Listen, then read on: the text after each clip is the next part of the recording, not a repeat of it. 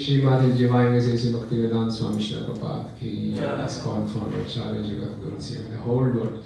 Sesi Bhaktivedanta Swami Srila Prabhupada ki Srila Paramahans Pujika Acharya Stotra Shrimad Jivayam Srila Bhakti Siddhanta Sasi Thakur Maharaj Prabhupada ki Anand Koti Vaishnavin ki Namacharya Srila Haridas Thakur ki Prem se Kaho Shri Krishna Chaitanya Prabhu Nityananda Shri Advaita Gadadhar Shivasati Gaur Bhakta Vrinda ki Shri Radha Rasmi Harmenda Vishakasati Sita Ram Lakshman Hanuman ki Giriraj Govardhan ki Shri Govardhan ki Shri Shivaji ki Tulsi Maharani ki Granth Shri Bhagavatam ki Kartik Mas ki all glories to the assembled devotees. All glories to the assembled devotees, all glories to the assembled devotees, all glories to Shri Guru and Gauranga, all glories to Srila Prabhupada ki jai. Om Namo Bhagavate Vasudevaya.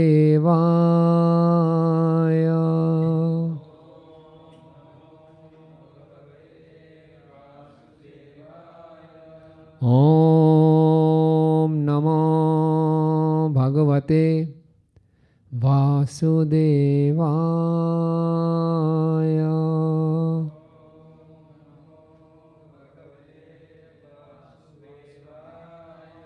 Om Namo Bhagavate Vasudevaya.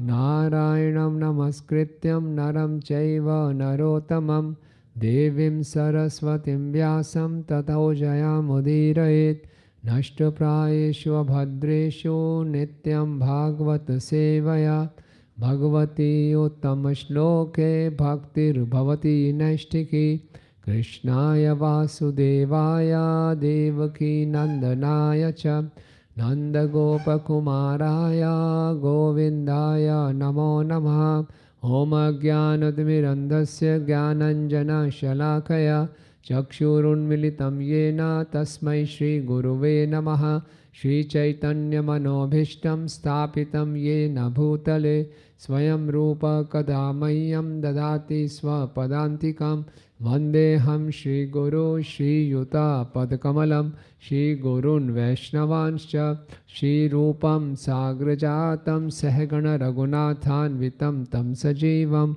Sadvaitam Savadhutam Parijana Sahitam Krishna Chaitanya Devam Shri Radha Krishna Padan Sahagana Lalita Shri Vishakhan Vitanscha He Krishna Karuna Sindhu Dina Bandhu Jagatpate Gopesha Gopika Kanta Radha Kanta Namastute Tapta Kanchana Gaurangi Radhe Vrindavaneshwari Vrishabhanu Sute Devi Pranamami Hari Priye Vancha Kalpatarubhyascha Kripa Sindhu Bhaevacha Patitanam Pavanebhyo Vaishnavebhyo Namo Namah Jai Shri Krishna Chaitanya Prabhu Nityananda Shri Advaita Gadadhar Srivasadi Gaura Bhakta Vrinda Hare Krishna Krishna Krishna Hare Hare Hare Rama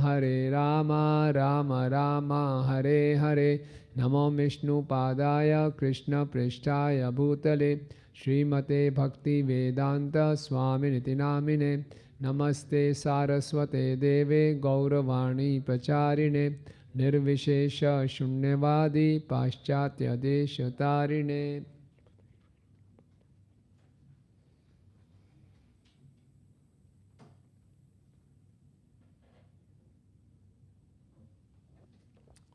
Hare Krishna. So thank you for coming. So yesterday we started the 25th chapter. The name of chapter is the description of the characteristics of Puranjan. Puranjan means any living entity who is wishing to enjoy in this material world.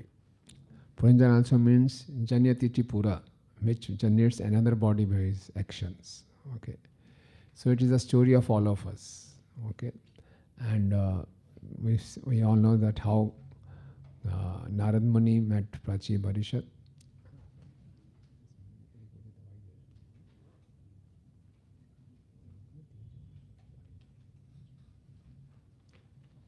So, Prachi Bharishad, what is the meaning of Prachi Bharishad? Kusha grass facing towards east, always ready to chant the holy name. For us, yeah. For us it means like that. You know, Mahatma Prabhu, once he was saying that number of times we pick up our smartphone, and if we keep it aside, and so that number of times we pick up the bead bag, we're very easily able to chant 64 rounds daily. So, the sadhak should be always ready, always willing to chant the holy name. Like Prachi Bharishat was always ready to perform yajna. He was so expert and he was so eager to perform yajna. So for us, yajna is jap yajna nam, jap yajna usme. So, but Narad Muni is very compassionate. Prachetas were performing austerities underwater for 10,000 years. In the meantime, Narad Muni thought, why Bharishat, the king, coming the dynasty of the great Dhruv Maharaj, Prithu Maharaj, how he can be entangled in fruitive activities? Let me go there and deliver him. And then Narad Muni starts preaching to him in a very noble manner, you know. And he says, tells him, are you really happy? He says, no, with these fruitive activities, I'm not happy. Then Narad Muni shows him by his yogic power all the animals which were killed in the animal sacrifice. And they say, they are ready to kill you. And then Narad Muni says, this story of a king, Puranjan. Okay. So he got very interested. There was some common ground. Okay, one more story of a king. So then he says, the Puranjan means that he was roaming around, looking for a suitable place to enjoy. That means suitable place, suitable body to enjoy. So the most suitable body to enjoy is human body. Because in the human form of life, all the senses are active. In other forms of life, only one sense is active. You know, fish is through tongue, you know, we all know that. Elephant through skin. But humans, all senses they can enjoy. And what is the most wonderful place for enjoying the senses is Bharatvarsh. Okay, because Bharatvarsh is a place where you can generate karma. Okay, so he comes here and then he starts describing the body. You know, so the body had a wall. Wall means it has skins. The body has, that means the city. The city had walls. That means the skin of us. The city has parks, Upavan. That means the hairs. The city has big towers. Towers means the raised parts of the body like nose, head. Then it has trenches or canals. That means our wrinkles or depressions. The body has akshas, that is windows, eyes, gates, eyelids. You know, houses with gold, silver, and iron domes. 3 modes of nature or 3 dhatu. You know, this body is made of 3 dhatu: kaph, vat, pith. Okay. Then the capital of the body city is heart. Okay, heart is full of desires to enjoy. It has floors made of sapphire, crystal, diamonds, pearls, emeralds, rubies. That means various desires and plans for material enjoyment. Okay, so we'll start with verse number 16.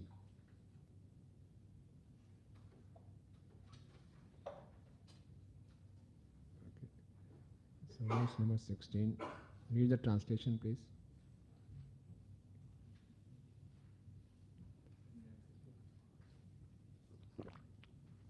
Translation to text 16. In that city, there were many assembly houses, street crossings, streets, restaurants, gambling houses, markets, resting places, flags, festoons, and beautiful parks. All these surrounded the city. Yeah. So, assembly houses. Assembly houses means the heart, a place for the king to sit. Okay. Okay, where the jiva is situated. The intersection, a lot of street crossings. The crossing is the place below the palate, that is ENT, ear, nose, and throat. Where all they match. That is the street crossing. The gambling houses. You know? So gambling houses are like gross location of senses. Okay, there are subtle senses in the subtle body. The gross location of senses are gambling houses. Then there are the main road is there. Main road is there. Shushmana, this Ida and Pingla running down the spine. The gambling houses are gross location of the senses. The market is mind, because the mind has full of impressions. You know, mind gives us so many varieties, so many impressions of our previous lives. Okay. Then there's a resting place, chit. Within the heart, the most subtle part is chit, which has impressions. Flags and festoons, banners are there. So these flags is aversion to the Lord. Okay, we are here, pataka, flag. That means we all are here. That means what? We all are enemies of Lord. Human body means we have aversion to Krishna, serving Krishna. That's why we are here. Okay, so that's all. Right. Next, 17. Translation. On the outskirts of that city were many beautiful trees and creepers encircling a nice lake. Also surrounding that lake were many groups of birds and bees that were always chanting and humming. Yeah. Outside the city, normally you see in the outskirts, we have farms, we have very nice gardens. That means the places to enjoy. Okay. So beautiful trees, creepers, and second nice lake, groups of birds, bees. These are favorable conditions surrounding the sex impulse. So,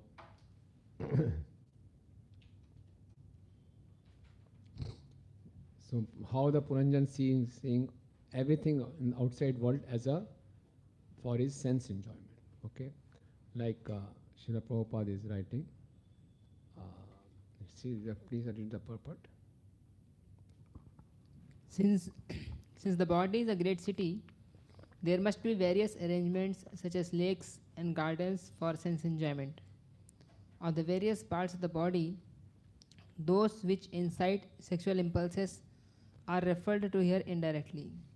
Because the body has genitals, when the living entity attains the right age, be he man or woman, he becomes agitated by the sex impulse.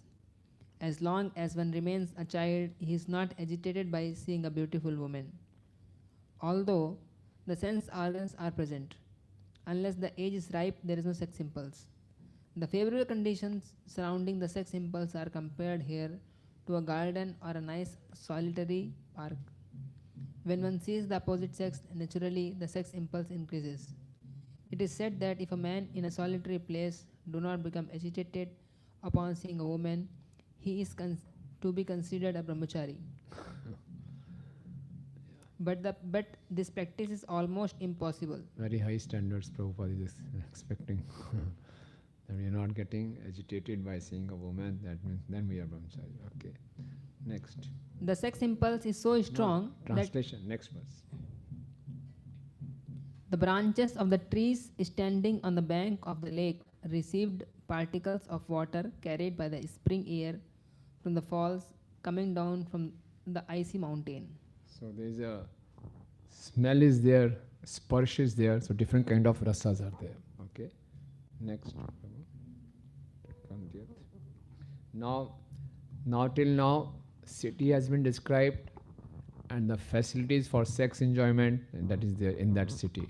Body is there, human body is there, and what facilities you will have for satisfying the sex desires. Now, who else is required for satisfying the sex desire? Opposite sex is required. And now from 20th to 24, opposite sex is described. Yadrichagatam tatra tadarsha pramodottamam bhartir dashabhir ayantim ekakshatanayakai. Yeah, please. While wandering here and there in that wonderful garden, King Puranjan suddenly came in contact with a very beautiful woman who was walking there without any engagement. She had 10 servants with her, and such servant had hundreds of wives accompanying him. Yeah. So the king saw a beautiful woman, So this beautiful woman is the intelligence, okay, functioning with ignorance, tamo buddhi. This means that, okay. So yadrichaya means all of a sudden, without engagement, on its own, somehow or the other, like Prabhupada says. That means the initial contact of the living entity with intelligence is without any cause. Without any cause means we cannot trace down the cause. ये क्या हुआ, कब हुआ, कैसे हुआ, we never know. When the living entity fell down, how it fell down, why it fell down, it's very difficult to find out. So it is without cause. Okay. Srila Prabhupada in Bhagavad Gita 13th chapter, 20th verse says how we fell down, why we fell down, from where we fell down. when we go back, then we'll be able to realize. It's very difficult. There are different schools of thought. We fell from that place, we fell from that place. But somehow or other, the best thing is to understand somehow or the other, yadrichaya. We came in contact with material modes of nature. Okay. So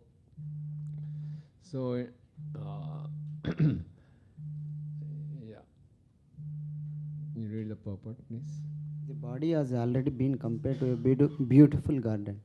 During youth, the sex impulse is awakened, and the intelligence, according to one's imagination, is prone to contact the opposite sex. In youth, a man or woman is in search of the opposite sex by intelligence or imagination, if not directly. The intelligence influences the mind, and the mind controls these 10 senses. 5 of these senses gather knowledge, and 5 work directly. Each sense has many desires to be fulfilled. This is the position of the body and the owner of the body, Puranjan, who is within the body. So 10 servants means 10 senses, and each had hundreds of wives. That means what? So many desires. So all the senses have so many desires. Eyes want to see so many beautiful faces. Ears want to hear such wonderful praises or nice music. Unlimited desires. With that, the living entity comes in contact with intelligence, mind, and senses. Okay. Yeah. Panchshisha hina guptam pratiharena sarvata anveshanam shibham aprodam kamarupinam. Okay. Yes. Translation. The woman was protected on all sides by a 5-hooded snake. She was very beautiful and young, and she appeared very anxious to find a suitable husband. So she was protected by a 5-hooded snake. What are these 5-hooded snakes? 5 pranas. And she was very anxious to find a husband. That means intelligence alone cannot work without consciousness. Intelligence cannot work. Intelligence also needs consciousness. So living entity is conscious. So intelligence also looking for a husband. That is, it's looking for a living entity. Okay. Second paragraph. The woman who represents intelligence was searching after her husband.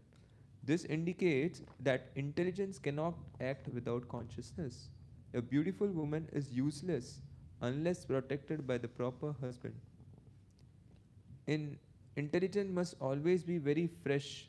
Therefore, the word aprodam, very young, is used here. Material enjoyment means utilizing the intelligence for the sake of rupa, rasa, gandha, shabda, and sparsha, of form, taste, smell, sound, and touch. See, our subtle body is always young. Gross body gets old, but subtle body is always young. And that's why, however old we may get, we never feel old. We still have the desires of young man. So aprodam. Okay, that way. Sunasam sudatim balam sukopalam vadaranam samvinyas karnabhyam vibhritim kundala shriyam. The woman's nose, teeth, and forehead were all very beautiful. Her ears were equally very beautiful and were bedecked with dazzling earrings. So this is how the intelligence controls the all knowledge acquiring senses. So beautiful nose represents what? Knowledge of smell. Okay. Decorated face means ways of acquiring knowledge. So beautiful nose means knowledge of smell. Beautiful teeth means ability to taste flavors and chew. Beautiful forehead means clarity of intelligence. And beautiful ears with dazzling earrings means ability to understand the meaning of scriptures concerning enjoyment and liberation. So, such a nice, in an interesting way. And they all are samanvaya, samvinyast. Samvinyast means they are equally inclined to hear. Okay, right? As Prachin Bharishat was also inclined to hear from Narad Muni. Prachin Bharishat was engaged in fruitive activities also. At the same time, he was inclined to hear from Narad Muni how to get liberation from this fruitive activity. Okay, so this Puranjan represents the living entity, but it is that living entity who has a psychophysical nature like that of a Prachin Varishan, king desiring to enjoy, engage in furtive activities. Okay. Pishang Nivim Shushornim Shyamam Kanakam Ekhalam Padabhyam Kamanabhyam Chalantim Pabdabhyam Kamanam Chalantim Nupureda Devatam Iva. Yeah. The waist and hips of the woman were very beautiful. She was dressed in a yellow saree with a golden belt. While she walked, her ankle bells rang. She appeared exactly like a denizen of the heavens. So she is dark, shyamam, blackish. Blackish means the intelligence covers the Lord for the jiva. It makes our vision cloudy. Okay, so we cannot see the Lord. Material intelligence only looks for sense gratification. Okay, so yellow sari and gold belt means these are intelligence covered by the action of Rajogun. It depends on Rajogun. And jingling with ankle bells means it is unsteady in hearing scriptures. Jingle bells means it is unsteady, you know. So it's our own description. We can realize this, you know. Okay. Yeah. Yes, Prabhu.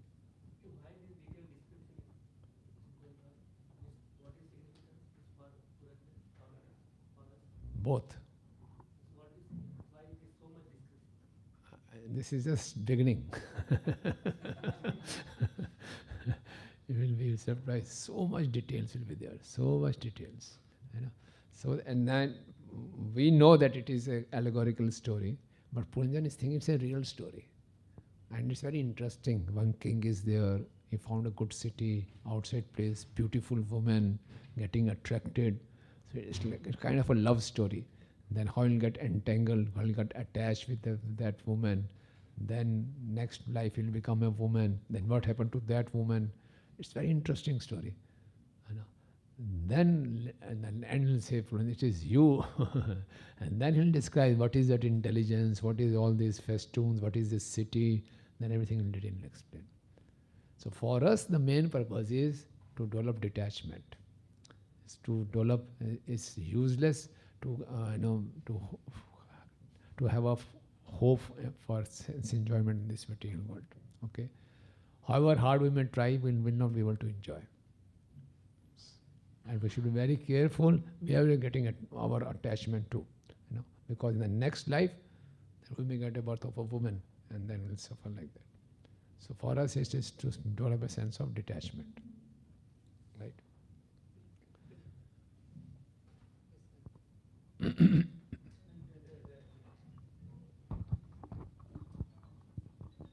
You told that, Prabhuji, that covered with yellow sari means that it is in passion. Yeah. So it's because the color or because the intelligence produced on the false ego, there is a passion, that's why. Same thing. Because normally intelligence is produced from mode of passion. So very passionate. That's why it's covered with. Because Prabhupada mentions his second chapter Bhagavad Gita lecture, 11th verse, that yellow represents mode of goodness color. That's why I was asked. Yeah. But here it is because intelligence is always passionate. Yeah. Yes, Prabhu.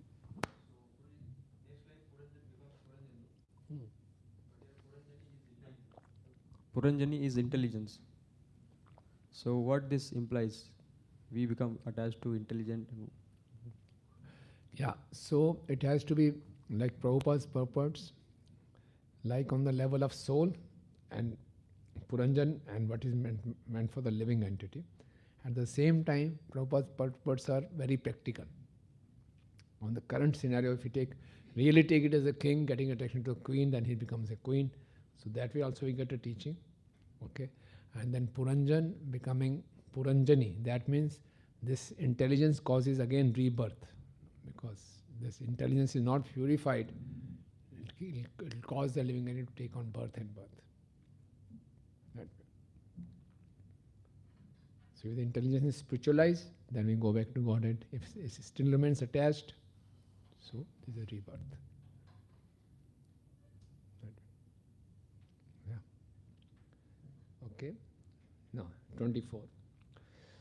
Stano Vyanjit Kaishoro Samvrito Nirantaro Vastrantrena Nigranti Vridaya Gajagaminim. Yeah. With the end of her sari, the woman was trying to cover her breast, which was equally round and well placed side by side. She again and again tried to cover them out of shyness, while she walked exactly like a great elephant. Yeah.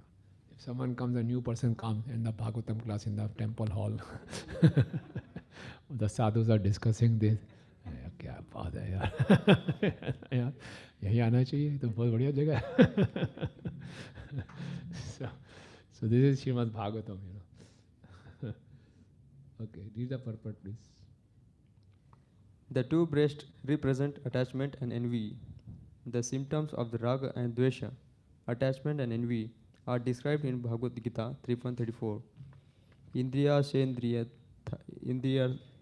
syarthe raga dvesha vivastitau tayorna vishyam agachet tau hi asya patino.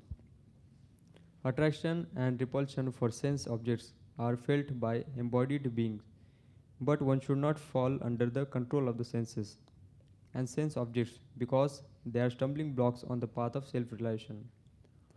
These representatives of the attachment and envy are very much unfavorable for advancement in spiritual life.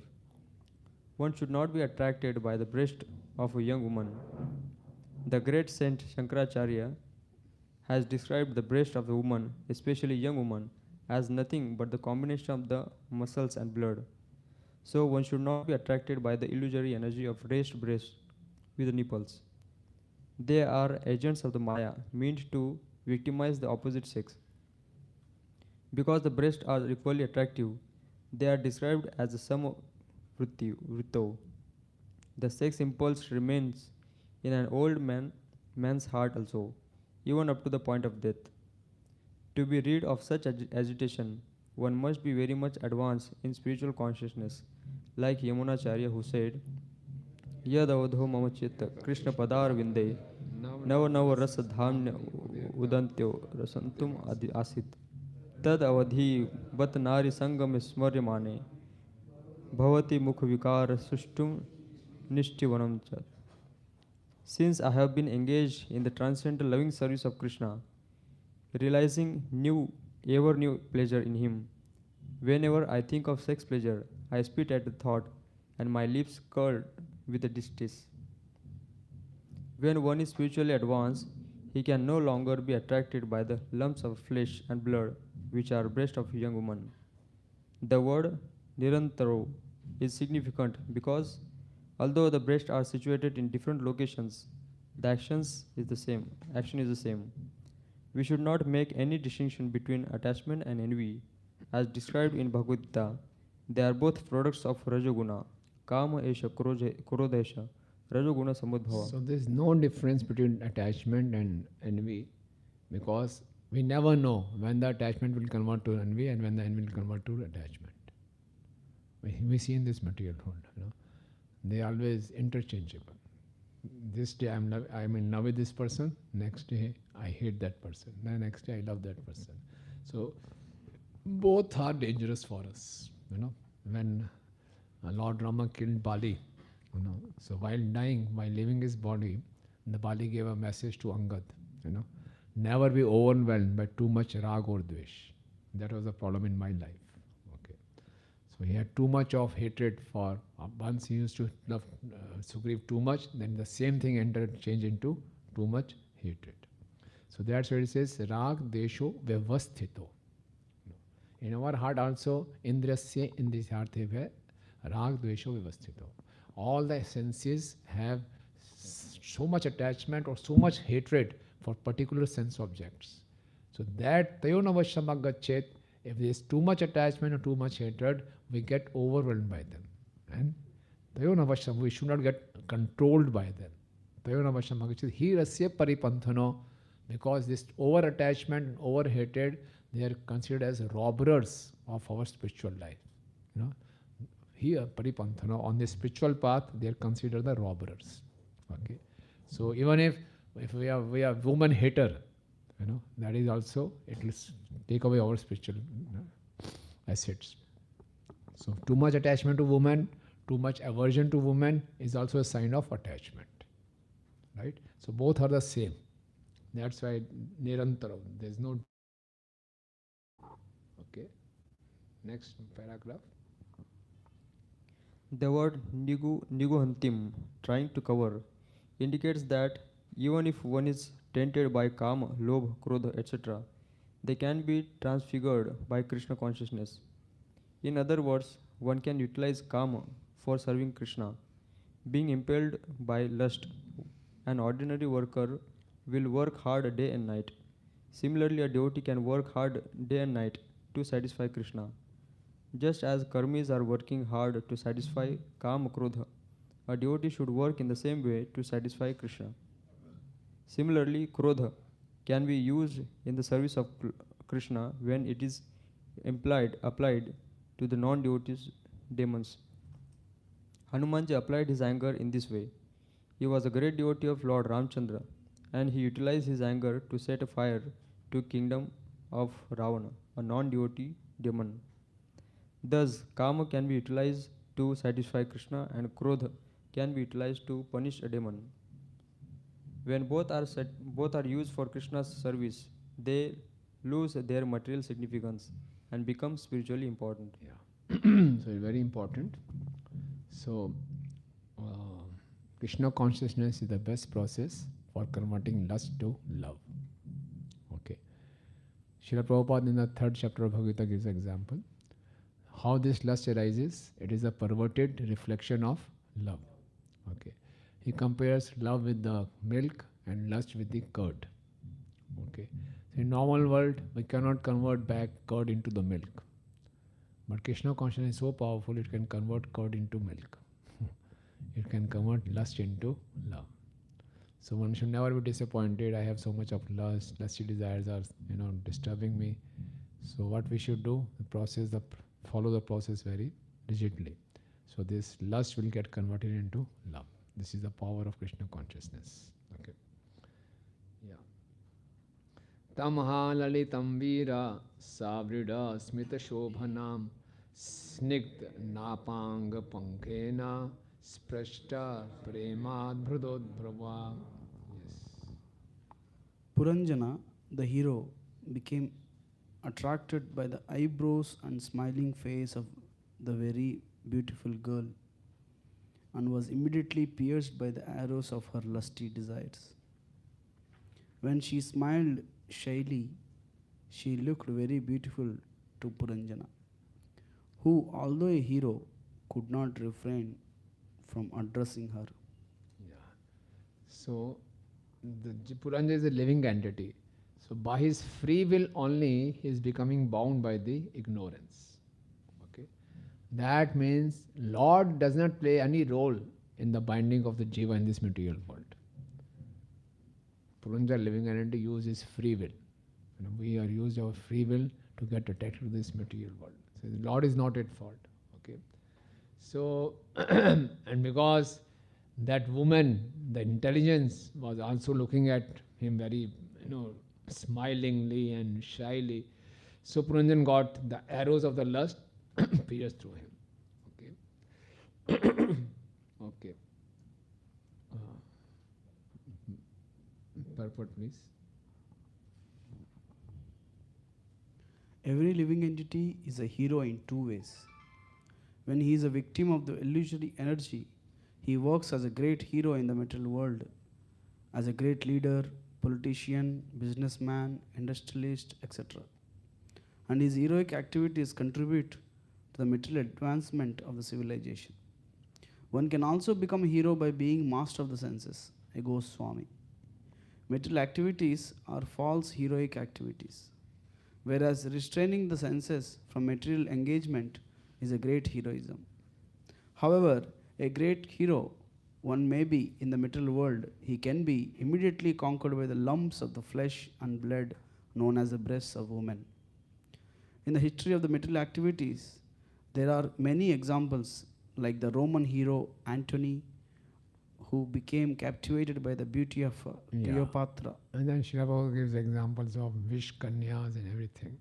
So in this material world, the role models are these material heroes. How many extramarital affairs they have, how many women they are attracted to. But for us, the real heroes are 6 Goswamis, our acharyas. Okay. So in this paragraph, it is said in Prem Vivrat. Start from that. Similarly, It is said in Prem Vivrat, further down the purport. Next paragraph.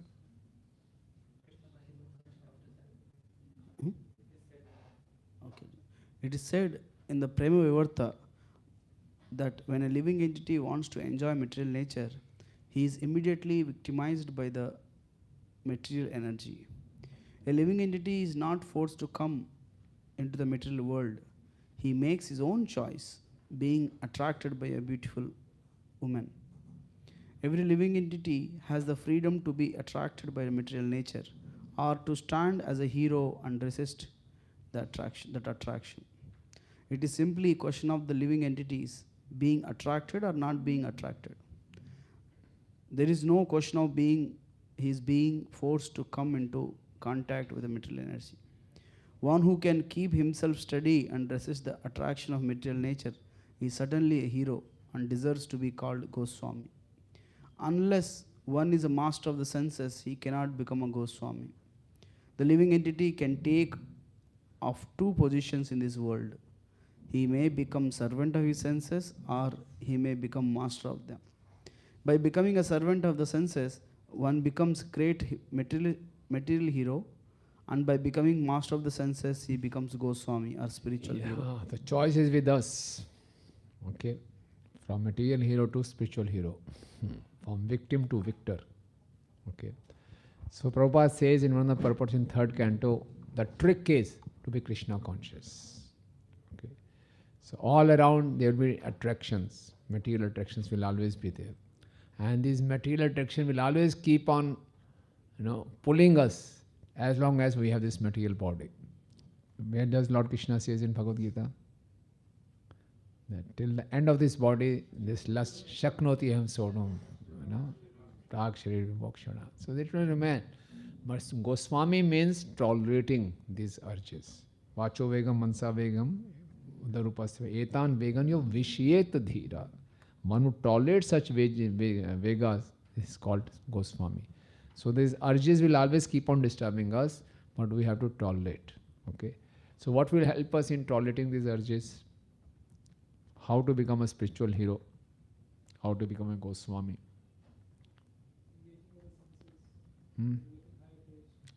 Developing a higher taste.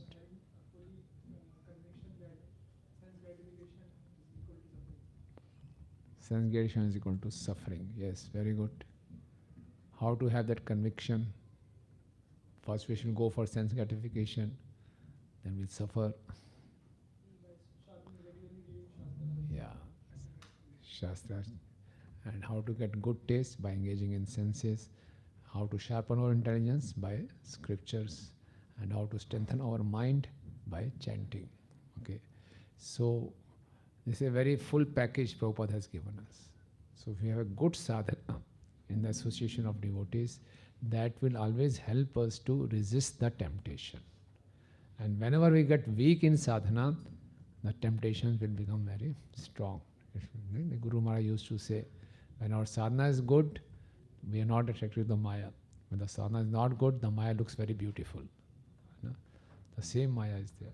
So it's very, very essential for all of us, at whatever stage of devotion service we are, not to be lenient with our sadhana, in our association of devotees. The Prabhupada says, the most secure place in the entire creation for a devotee is the association of devotees. So even if you're getting tempted by Maya, if we keep ourselves in the association of devotees, we are saved. Devotee will pull us back. Okay. So it's very, very essential. So gradually, we can also, following the path of Goswamis, we can also become Goswamis. Okay. 26 translation, please. My dear Lotusite, kindly explain to me where you are coming from, who you are, and whose daughter you are. You appear very chaste. What is the purpose of your coming here? What are you trying to do? Please explain all these things to me.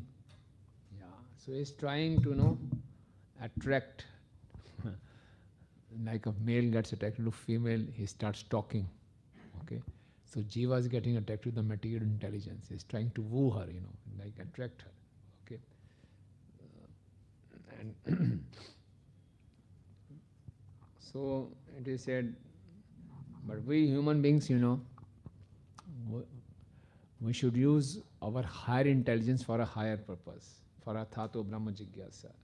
Okay, so Prabhupada is writing further down in the first paragraph, in the middle, Athato Brahma Jigyasa. A living entity is always connected with a certain amount of intelligence. But in the human form of life, the living entity must inquire about his spiritual identity. Not for the woman, who are you, from where you have come. He should ask himself, from where I have come. Who am I? What I am doing here? Instead of asking this question to intelligence, the woman, we should ask ourselves. Okay. It is said, one who is simply conscious of the body is no better than an animal, even though he be in the human form. Bhagavad Gita 15:15, Krishna says, Sarvasya chaham ridhi sanavishto mata smritingyam apohanam cha.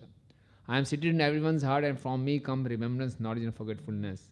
In the animal form, the living entity is completely forgetful of his relationship with God. This is called apohanam, or forgetfulness. Okay.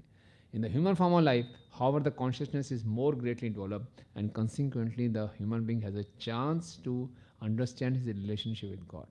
In human form, one should realize his intelligence by asking all these questions, just as Puranjan, the living entity, is asking the unknown girl where she has come from, what her business is, why she is present, etc. Okay. Yeah. 27th. Translation. My dear Lotusite, who are those 11 strong bodyguards with you, and who are those 10 specific servants? Who are those women following the 10 servants, and who is the snake that is preceding you? Yeah. So the leader is what? Who is the leader? Mind, and mind is very powerful. Okay, right? So Prabhupada is writing. Please start reading from 5th line. The mind works under. The mind works under the intelligence, and under the mind are the 10 senses. And under the 10 senses are innumerable desires to be fulfilled. All these, however, depend on the vital life force, which is here represented by the snake. As long as the vital life force is there, the mind works, and under the mind, the senses work. And the senses give rise to so many material desires. Actually, the living entity known as Puranjan is embarrassed by so much paraphernalia. All this paraphernalia simply constitutes different sources of anxiety, but one who is surrendered onto the Supreme Personality of Godhead and who leaves all business to him is freed from such anxieties. Therefore, Prahlad Maharaj advises a person who has taken to the materialistic way of life, which is never permanent but always temporary, to take shelter of the Supreme Personality of Godhead and leave aside all his so-called responsibilities in order to get free from all anxieties. Yeah, what is that? Sabda sumedvin dhiyama satkrata. So this tamo buddhi, what he does is uses mind and intelligence for enjoyment and then create anxieties. Okay. Translation next, please.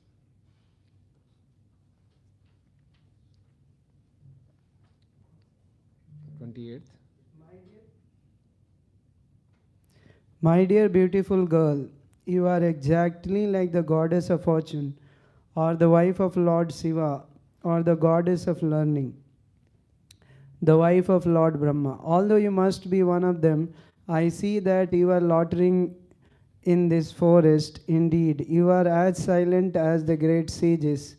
Is it that you are searching after your own husband? Whoever your husband may be, simply by understanding that you are so faithful to him, he will come to possess all opulences. I think you must be the goddess of fortune, but I do not see the lotus flower in your hand. Therefore I am asking you where you have thrown that lotus. Yeah. So you see how much he's got totally bewildered, So he says, so this shows how much is clearly, and he says, are you wife of Shiva? Are you looking for your husband Shiva? Are you Saraswati, Vak? Are you looking for your husband Brahma? Seeing her great wealth, he asks, are you Lakshmi? Okay. So, because the lotus bird, lotus means the discerning power of the jiva. Okay. So, if that is not there, she has thrown it away. Okay. So, first few lines of the paragraph. Everyone thinks that his intelligence is perfect.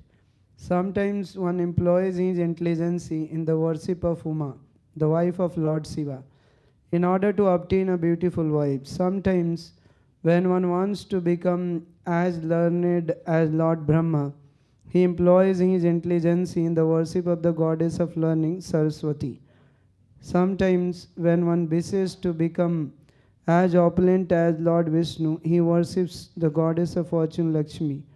In this verse, all these inquiries are made by King Puranjan, the living entity who is bewildered and does not know how to employ his intelligence.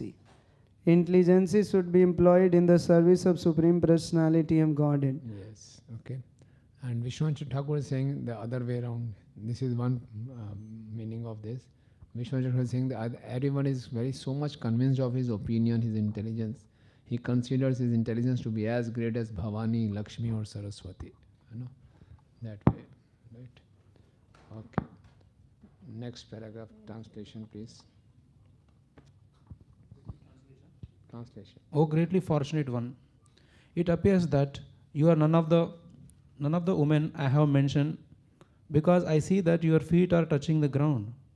But if you are some woman of this planet, you can, like the goddess of fortune, who accompanied by Lord Vishnu, increases the beauty of the Vaikuntha planets, also increase the beauty of this city by associating with me. You should understand that I am a great hero and very powerful king on this planet. Yeah. So now, he could say, okay, your feet are not touching your feet are touching the ground. That means you are neither Bhavani, nor Saraswati, nor Lakshmi. Okay. So by little consideration, one can understand that one's intelligence is not the best. Okay. Still people think they are the best intelligence. We know that we are not the best because your feet are touching the ground. Still I like to enjoy with you. Okay. So which one tries.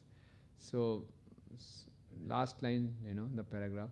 Superficially it appears that a woman is enjoyed and the man is the enjoyer. But internally everyone is an enjoyer.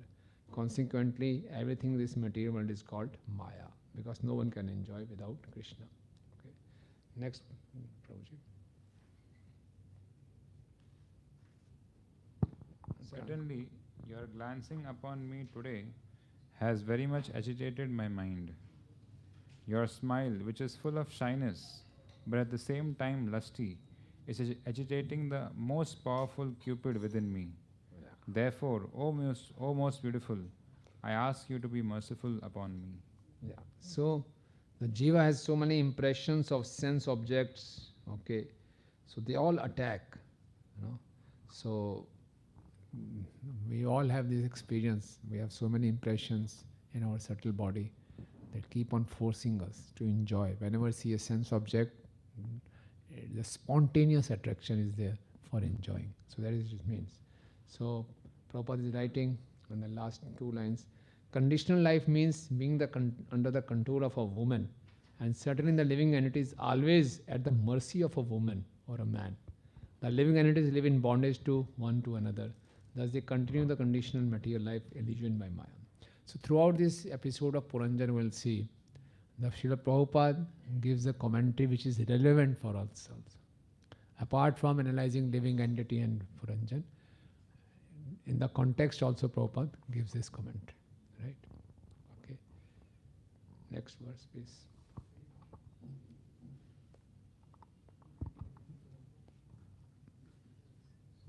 Thank you. 31.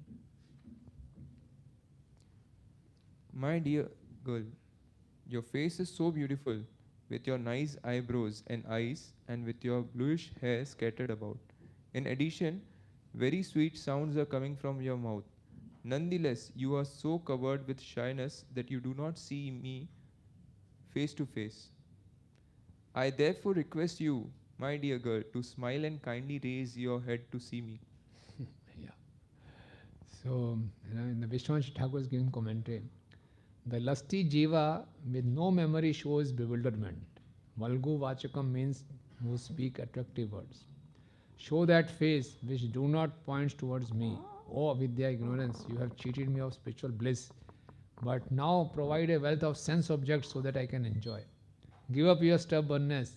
The face with beautiful features indicate form, taste, smell, touch and sound. He prays to enjoy them. In a way, he is requesting, he is attracted by avidya, and now he wants the complete picture of avidya. You know? So it's a beautiful face of avidya. Face of avidya means facilities for all kinds of sense enjoyment. Okay, so I want to, once I have turned away from Lord, now give me all the facilities for sense enjoyment. That means, okay. So Prabhupada is writing, Ichha dev samuthena dvand mohena bharata sarvbhutani samoham sarge yanti parantapa. Last paragraph. This condition of life. This condition of life is called avidya. Opposed to this is avidya is real knowledge. Sri Ishopanishad distinguishes between vidya and avidya, knowledge and ignorance. By avidya, ignorance, one becomes conditioned, and by vidya, knowledge, one becomes liberated.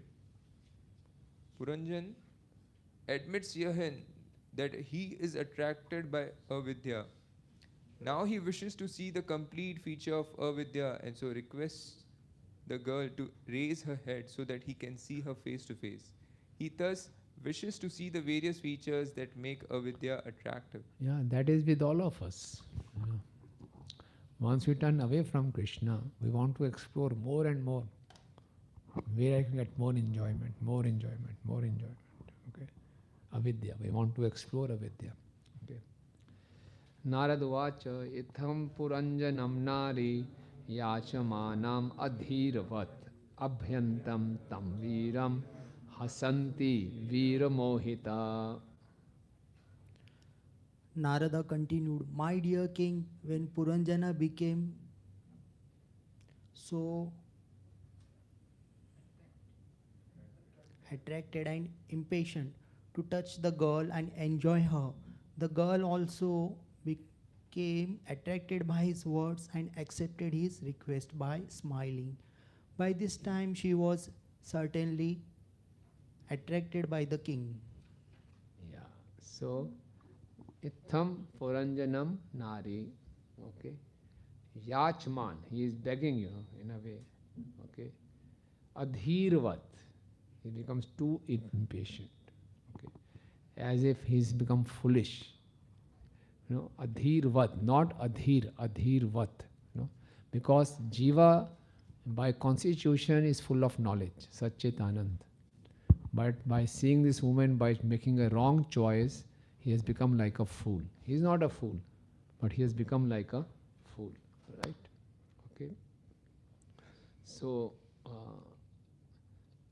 so similarly, the living entity is getting attracted to avidya, intelligence, and the intelligence is also attracted to jiva, because intelligence also needs a partner. Intelligence, consciousness cannot work on its own.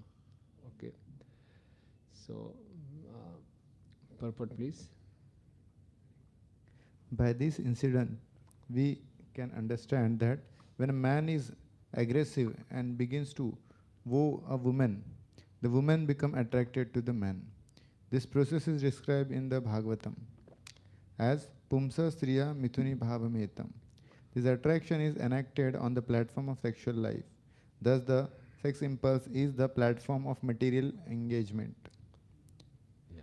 This conditioned life, the platform of material sense enjoyment, is the cause of forgetfulness of spiritual life. In this way, a living entity's original Krishna consciousness become covered or converted into material consciousness. Thus, one engages in the business of sense gratification. Navidam mayam samyak Kartaram Purushashrabha Atmanascha Parasyapi Gotram Namam Cha Yat Kritam. Yes. The girl said, O best of human beings, I do not know who has begotten me. I cannot speak to you perfectly about this, nor do I know the names or the origin of the associates with me. Yeah. So he is asking from where you had come, who are you? So spiritual meaning is that the Tamo Buddhi cannot give Jiva this knowledge from where you have come, why you have come. This cannot go. So materially contaminated intelligence cannot claim to know the constitutional position of Krishna and living entity. Okay. So first few lines of the purport. The living entities. The living entity is ignorant of his origin. He does not know why this material world was created, why others are working in this material world, and what the ultimate source of this manifestation is. No one knows the answers to these questions, and this is called ignorance. Yeah. And by this, we cannot even know. By this kind of intelligence, we cannot know who is the real source of everything. Okay. Ihadya santan atmanam vidamana tata param yeneyam nirmita vira puri sharanama atmana. Oh great hero, we only know that we are existing in this place. We do not know what will come after. Indeed, we are so foolish that we do not care to understand who has created this beautiful place for our residence. Yeah, purport please. This lack of Krishna consciousness is called ignorance. In Srimad Bhagavatam 5.5.5 is called Parabhavastavat Abhoda Jataha. Everyone is born ignorant. The Bhagavatam therefore says that we are all born ignorant within this material world.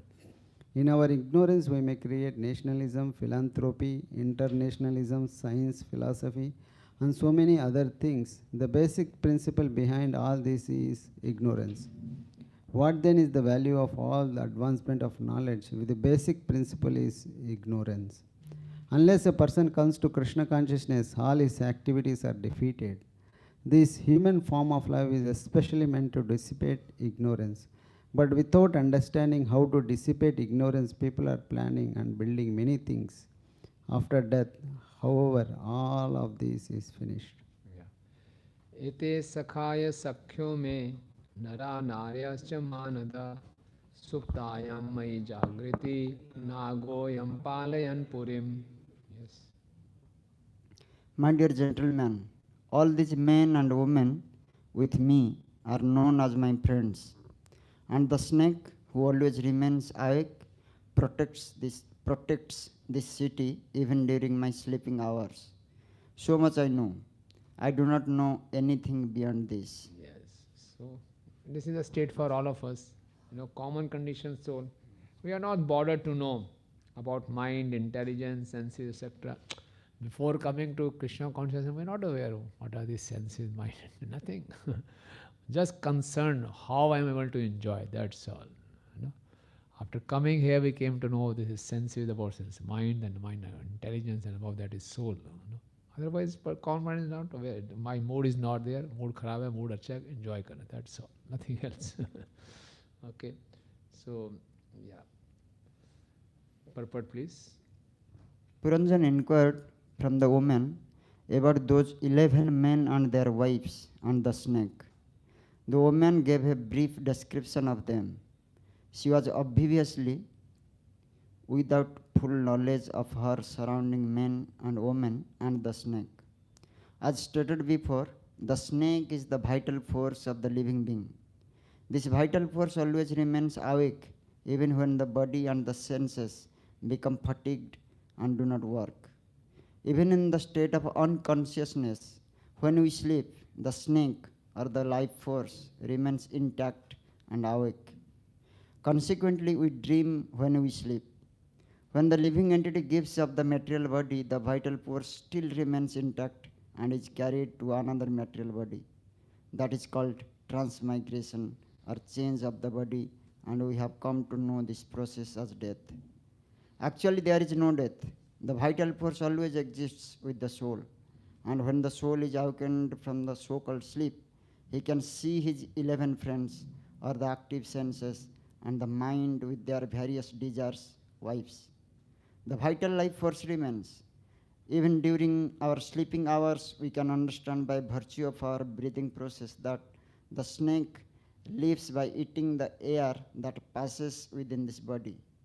Air is exhibited in the form of breathing, and as long as breath is there, one can understand that a sleeping man is alive. Yeah. So these male friends are the senses and the female attendants are the action of the senses. Okay.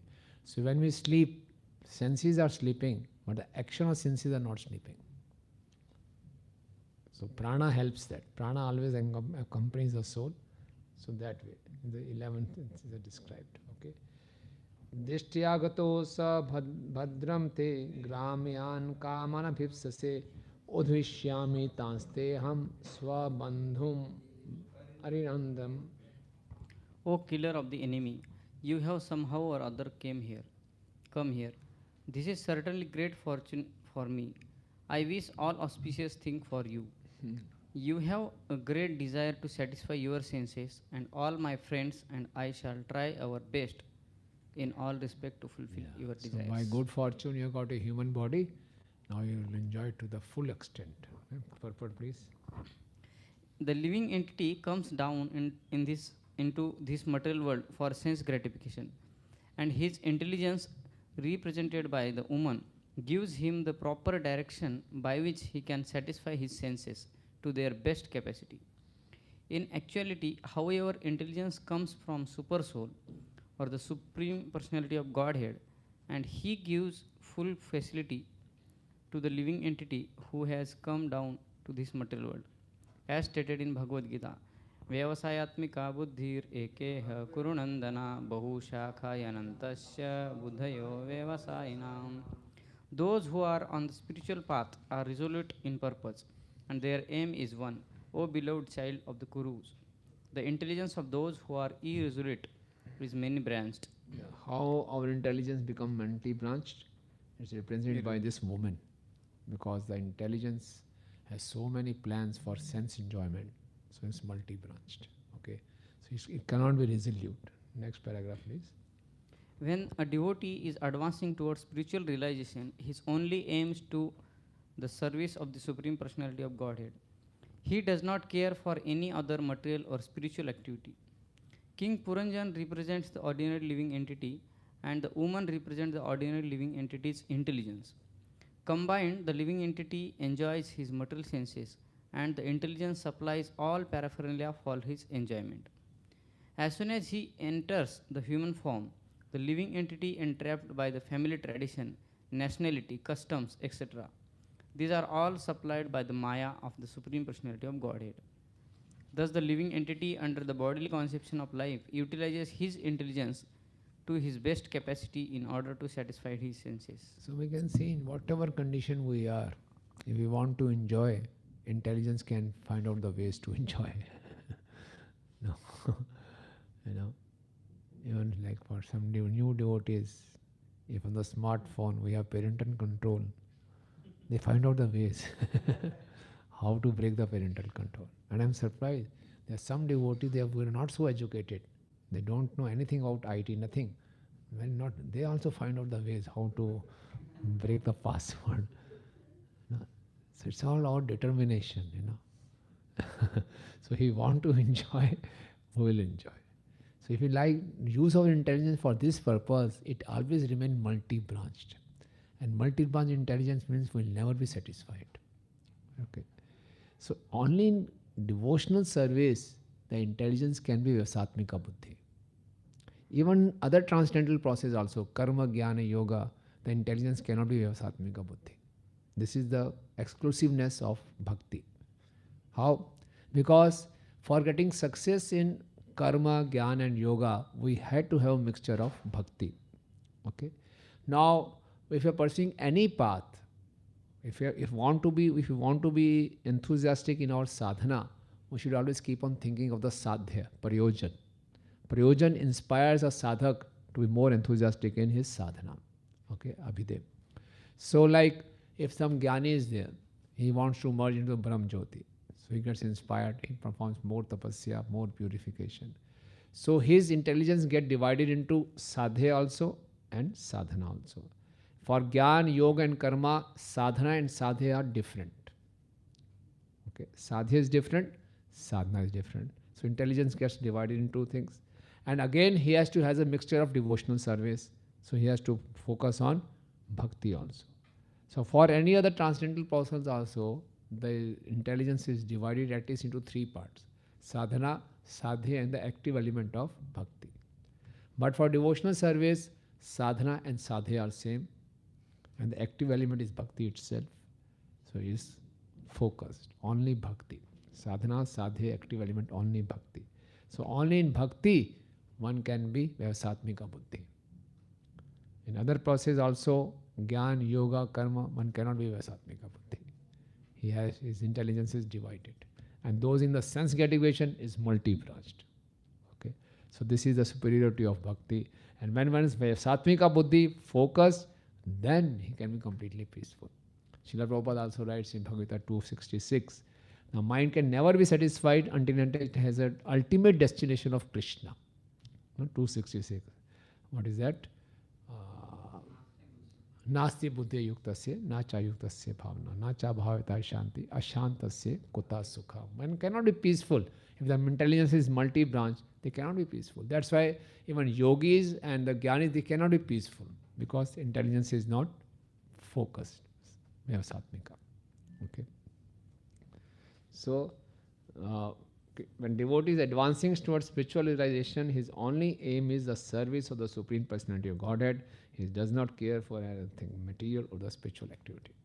But unfortunately, many in our organization, so we also get distracted. It's very difficult to have a Satmika buddhi. The our process is Krishna consciousness, but there are so many distractions. What are the distractions? That we can't remain a Satmika buddhi. Subtle distractions. Yeah, hankering for? Yeah, hankering for power, pose, position, So it's very difficult, very, very difficult to remain focused in all such situations. But by proper association and by proper cultivation of knowledge, we should remain focused. Because otherwise, there is no peace. So while we are in this movement also, we should not feel, okay, now I'm in Krishna consciousness, I am a Satmika buddhi. No. So just by being a member or a brahmachari in Krishna, in ISKCON society, doesn't mean that we have a Satmika buddhi. We'll have to always be very, very careful. One-pointed intelligence. Yeah. Prabhuji, this focus means fix one-pointed intelligence. Yeah. So till the time it is contaminated. Yeah. So how one should be cautious means how much time it will take to contaminate, get purified? But enthusiastically keep on performing our sadhana. And that's the only way. Bhaktivinoda Thakur says, only way to get out of this unearth and everything is enthusiastic performance of spiritual master's instructions. That is the only way. Not to give up, not to feel let down, not to feel depressed, demotivated. Never. Because once we start feeling demotivated, depressed, Maya will attack more. So, always enthusiastic. It's a fight with Maya. Okay.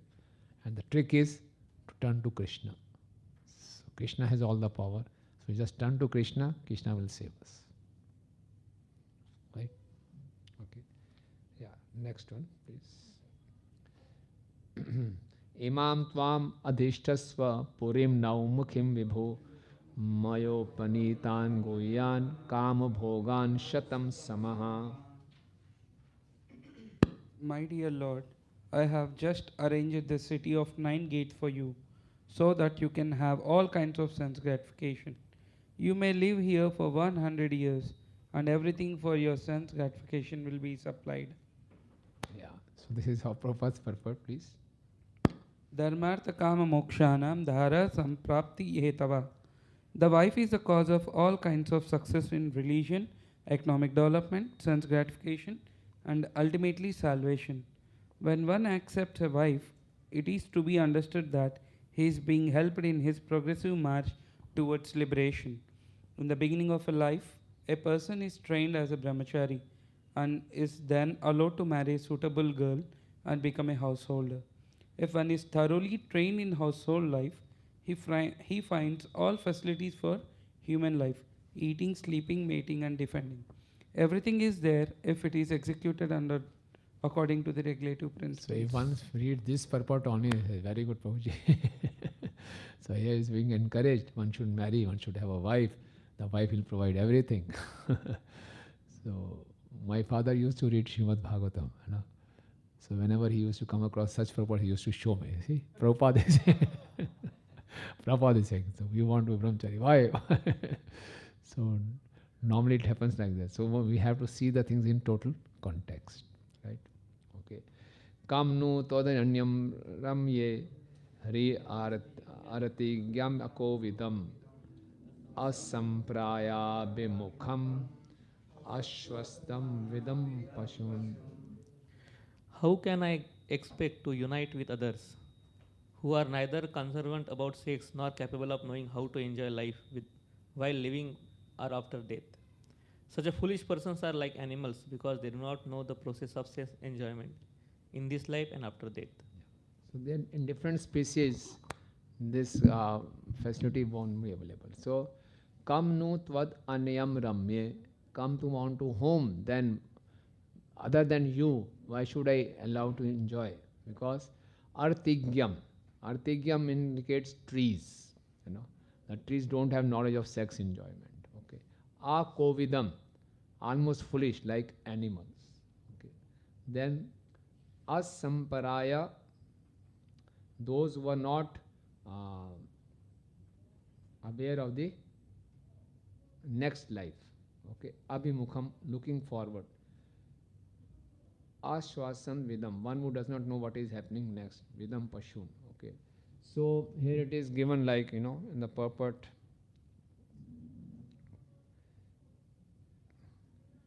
So can I show on the Vishwanath Thakur's purport?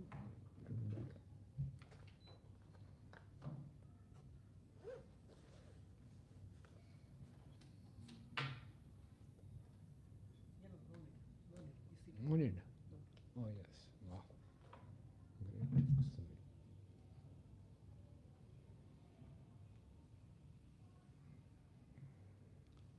It's coming.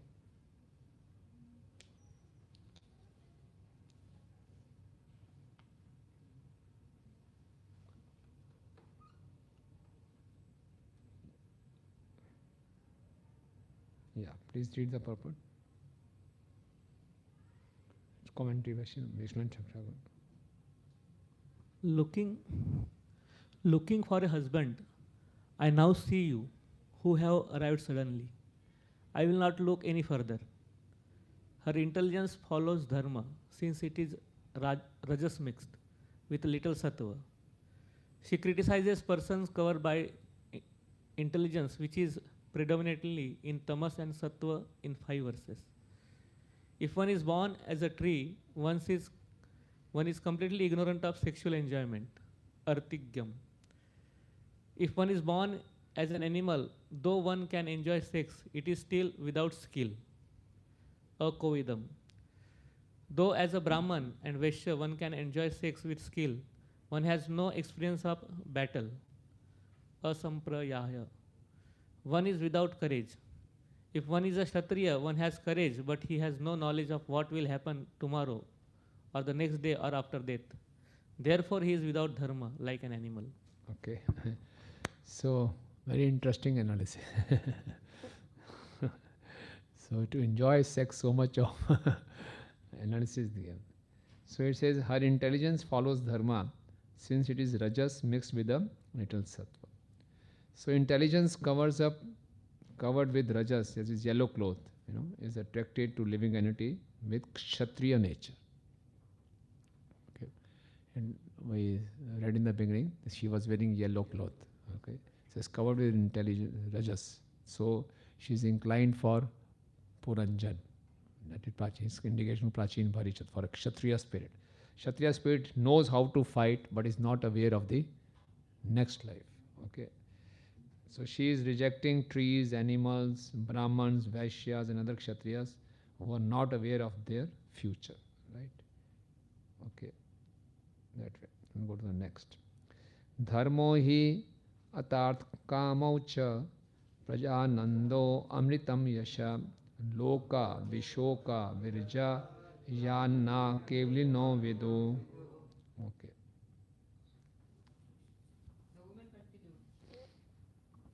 The woman continued, in this material world, a householder's life brings all kind of happiness in religion, economic development, sense gratification, and the begetting of children, sons and grandsons.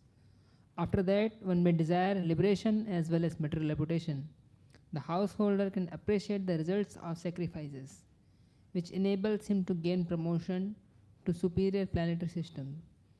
All this material happiness is practically unknown to the transcendentalist. They cannot even imagine such happiness. Now she is ये ब्रह्मचारी सन्यासी क्या जानेंगे बोला she wants to enjoy sex. तो क्या सन्यासी बेकार हैं, इनको क्या पता, no? So she is only, she is glorifying the three goals: dharma, arth, kama, and prajananda means bliss arising from union of producing children. Prajananda. There is Brahmananda, there is Premananda, there is Prajananda. Okay. So she is not approving of the fourth goal, liberation, which is difficult to attain. This indicates the sattvic intelligence being criticized. Okay. Of course, from the spiritual point of view, recommending on the first three goals is the result of ignorance. Purport, please. Prabhupada is analyzing this shloka in the way of Pravarti Marg and Nivritti Marg. Read the purport, please. According to Vedic instructions, there are two paths of human activities. One is called Pravarti Marg and the other is called Nivritti Marg. The basic principle for either of these paths is religious life. In animal life, there is only Pravarti Marg. Pravarti Marg means sense enjoyment, and Nivritti Marg means spiritual advancement. In the life of animals and demons, there is no conception of Nivritti Marg, nor is there any actual conception of Pravarti Marg. Pravarti Marg maintains that even though one has the propensity for sense gratification, he can gratify his senses according to the directions of the Vedic injunctions. For example, everyone has the propensity for sex life, but in demonic civilization, sex is enjoyed without restriction. According to Vedic culture, sex is enjoyed under Vedic instructions. Thus, the Vedas give instruction, that direction, to civilized human beings to enable them to satisfy their propensities for sense gratification. In the Nivritti Marg, however, on the path of transcendental realization, sex is completely forbidden. The spiritual orders are divided into four parts: Brahmacharya, Grahastha, Vanprastha, Sannyas. And only in the household order can the Pravarti Marg be encouraged or accepted according to Vedic instructions. In the orders of Brahmacharya, Vanprastha and Sannyas, there are no facilities for sex. In this verse, the woman is advocating Pravarti Marg only and is discouraging the path of Nivritti Marg. She clearly says that the yatis, the transcendentalists who are concerned only with the spiritual life, Kaivalya, cannot imagine the happiness of Pravarti Marg. In other words, the man who follows the Vedic principles enjoys the materialistic way of life not only by becoming happy in this life, but also in the next life by being promoted to the heavenly planets. In this life, such a person gets all kind of material opulences, such as sons and grandsons, because he is always engaged in various religious functions. The material distress are birth, old age, disease and death. But those who are interested in the Pravarti Marg hold various religious functions at the time of birth, old age, disease and death, without caring for the distress of birth, old age, disease and death. Okay. And they are addicted to performing the special functions according to the Vedic ritualistic ceremonies. Yeah, so the material intelligence is convincing the living entity to enjoy sex life. क्या पता कैवल्य मुक्ति मिलती है नहीं मिलती है, किसने देखा कृष्ण प्रेम क्या है? कृष्ण प्रेम छोड़ो, मुझसे प्रेम करो. So that you have not experienced, that you have not seen, why are you getting brainwashed? Okay, so कई बारी ब्रह्मचारी आश्रम में ऐसे विचार आते हैं, after it's called mid life crisis, पता नहीं मिलेगा नहीं मिलेगा, जो मिल रहा उसको तो ले लो, बाद में ना माया मिली ना Ram, So this is sometimes, after spending around 10-12 years in the brahmachari ashram, we have this kind of crisis. We should be aware this crisis will come. When a person is turning around 35-40, he says, kya hoga aage jaake? This kind of fear comes. And also, whether I'll go back to Godhead or no, I don't know. But these facilities are available. Let me enjoy. Okay. So one should be very, very careful. This is how the intelligence tricks us. Maya tricks us. Okay. So if we remain in the association of devotees, we know. If we are reading scriptures, so we are safe. But these thoughts will come. कब तक दिखावा करोगे? अंदर तो है, कब तक छुपा के फिरोगे? निग्रह किम करिष्यति? Some people say that essence of Bhagavad Gita is this: निग्रह किम करिष्यति? क्यों रोक रहे अपने आप को? खुल के खेलो. So it's not like that. So intelligence may cheat us like this. So if you have to always remain in the association of devotees, reading scriptures, so that way we are safe, right? So we'll get such ideas, and we may see people also changing ashrams. And normally people change ashram after. We'll see that. Initially, we are very enthusiastic. Yes, मैं लेके रहूँगा कृष्ण प्रेम पाके रहूँगा, And gradually, because it requires perseverance, it requires patience, utsaha, nishchay, dharya. But because of our rajagun, we are not able to maintain that dharya. Okay, right? Yeah. Any comments or questions? Want to go ahead? Okay. Pitra Deva Rishi Martyanam Bhutanamaatmanaschaha Sheyam Vadanti Sharanam Bhavesmin Yad Grahashrayama. Yeah. 40th verse.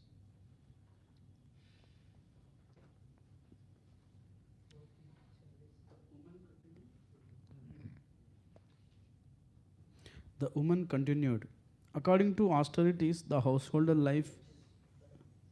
Austerity is no authority.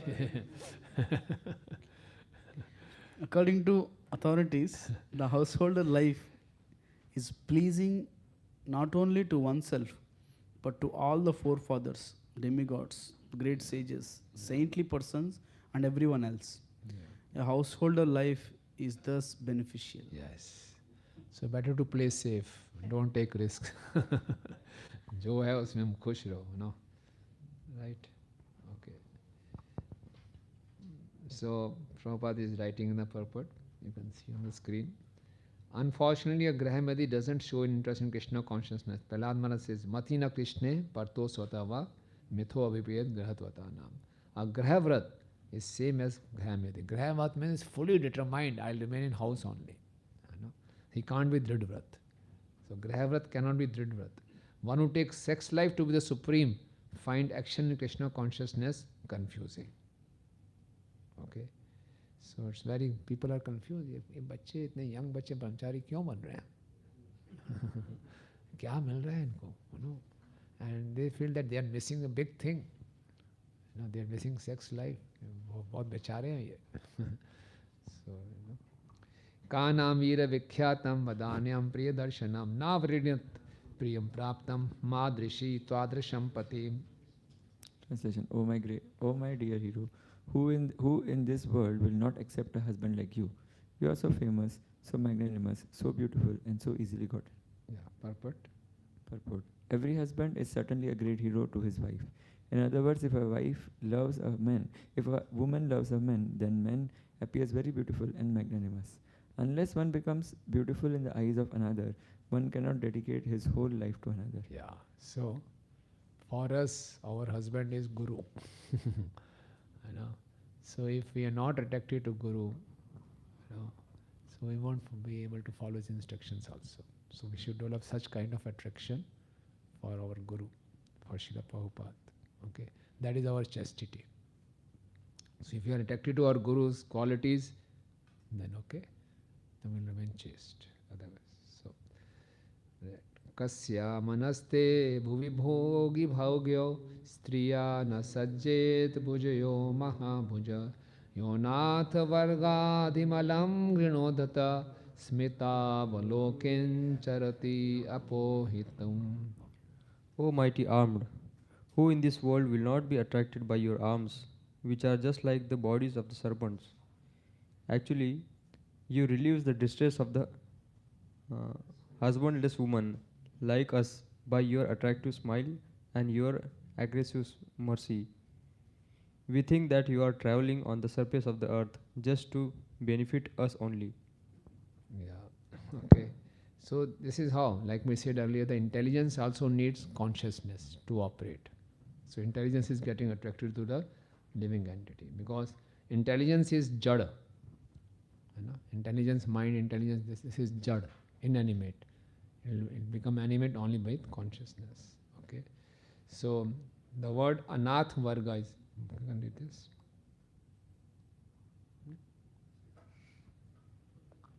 The word purport, the word anath. When a husbandless woman is attracted by an aggressive man. Second paragraph. The word anatha varga is very significant in this verse. Nath means husband and a means without. A young woman who has no husband is called anath, meaning one who is not protected. As soon as a woman attains the age of puberty, she immediately becomes very much agitated by the sexual desire. It is therefore the duty of a father to get his daughter married before she attains puberty. Otherwise, she will be very much mortified by not having a husband. Anyone who satisfies her desire for sex at that age becomes a great object of satisfaction. It is a psychological fact that when a woman at the age of puberty meets a man and man satisfies her sexual, she will love that man for the rest of her life, regardless who he is. Thus, so-called love within the material world is nothing but sexual satisfaction. Yeah, Srila Prabhupada in details, describing. Love means only sexual satisfaction, nothing else. Okay. So we should not be illusioned कि बाहर प्रेम है है ना, कोई ऐसी स्त्री होगी जो मुझे समझ जाएगी, जो मुझे असली प्रेम देगी. There is no love in this material world, only sex life is there. Okay. Narad uvacha iti to dampati tatra samudya smayam yatha tam pravishya purim rajan mu udate shatam sama. The great sage Narada continued, My dear king, those two, the man and the woman, supporting one another through mutual understanding, entered that city and enjoyed life for 100 years. Yes, okay. So Prabhupada is explaining lifespan on different planets are different. It's relative, but everywhere lifespan is 100 years only. Upagiyamano lalitam tatra cha gayake kridan parivrata stribhi hridinam abhishcha chacho. Many professional singers used to sing about the glories of King Puranjan and his glorious activities. When it was too hot in the summer, he used to enter a reservoir of water. He would surround himself with many women and enjoy their company. Yeah, okay. Can you read that Vishnu Chakra's commentary on the screen? Praised by singers, surrounded women while playing, he entered the river during the hot weather. Their waking state. Their waking state was summarized by saying they enjoyed for 100 years. I am not able to see, Prabhuji. Their waking state was summarized by saying they enjoyed for 100 years. Now the sleeping state is described. Playing with women describes his dream state. Because the senses do not function, the actions continue by the impressions of the senses, the woman. Then the state of deep sleep is described. He entered the river, the space in the heart where the jiva resides during deep sleep. Sucho means during the summer or during deep sleep. Okay. So like we discussed before, that senses are compared to males and the action of the senses are compared to females. So when we sleep or in deep sleep, senses don't act. The senses are sleeping, but the action of the senses, desires, they are active. So earlier in the previous verse we were saying they enjoyed for 100 years. That is a wake state, waking state. Now in the sleep state, again what they are doing is enjoying with the desires. Okay, woman means action of the senses. Okay, that way. Right? Okay. Verse number 45, translation. Of the 9 gates in that city, 7 were on the surface, and 2 were subterranean. A total of 9 doors were constructed, and these led to different places. All the gates were used for the city's cover now. Okay. So in the previous verse, one more thing I forgot to say. So there was a waking state, Bodhini also is given. There is a Jagriti state, that means he was enjoying for 100 years. There is a Swapan, that is enjoying with the desires, that woman. Then there is a Susupti. He said, when it was hot in summer, then he used to enter the reservoir of water, heart. So when he is deep sleep, Susupti, then he entered in the space of the heart. That means heart has more deep impressions. Okay, there are 3 stages: waking, sleep, and deep sleep. Okay.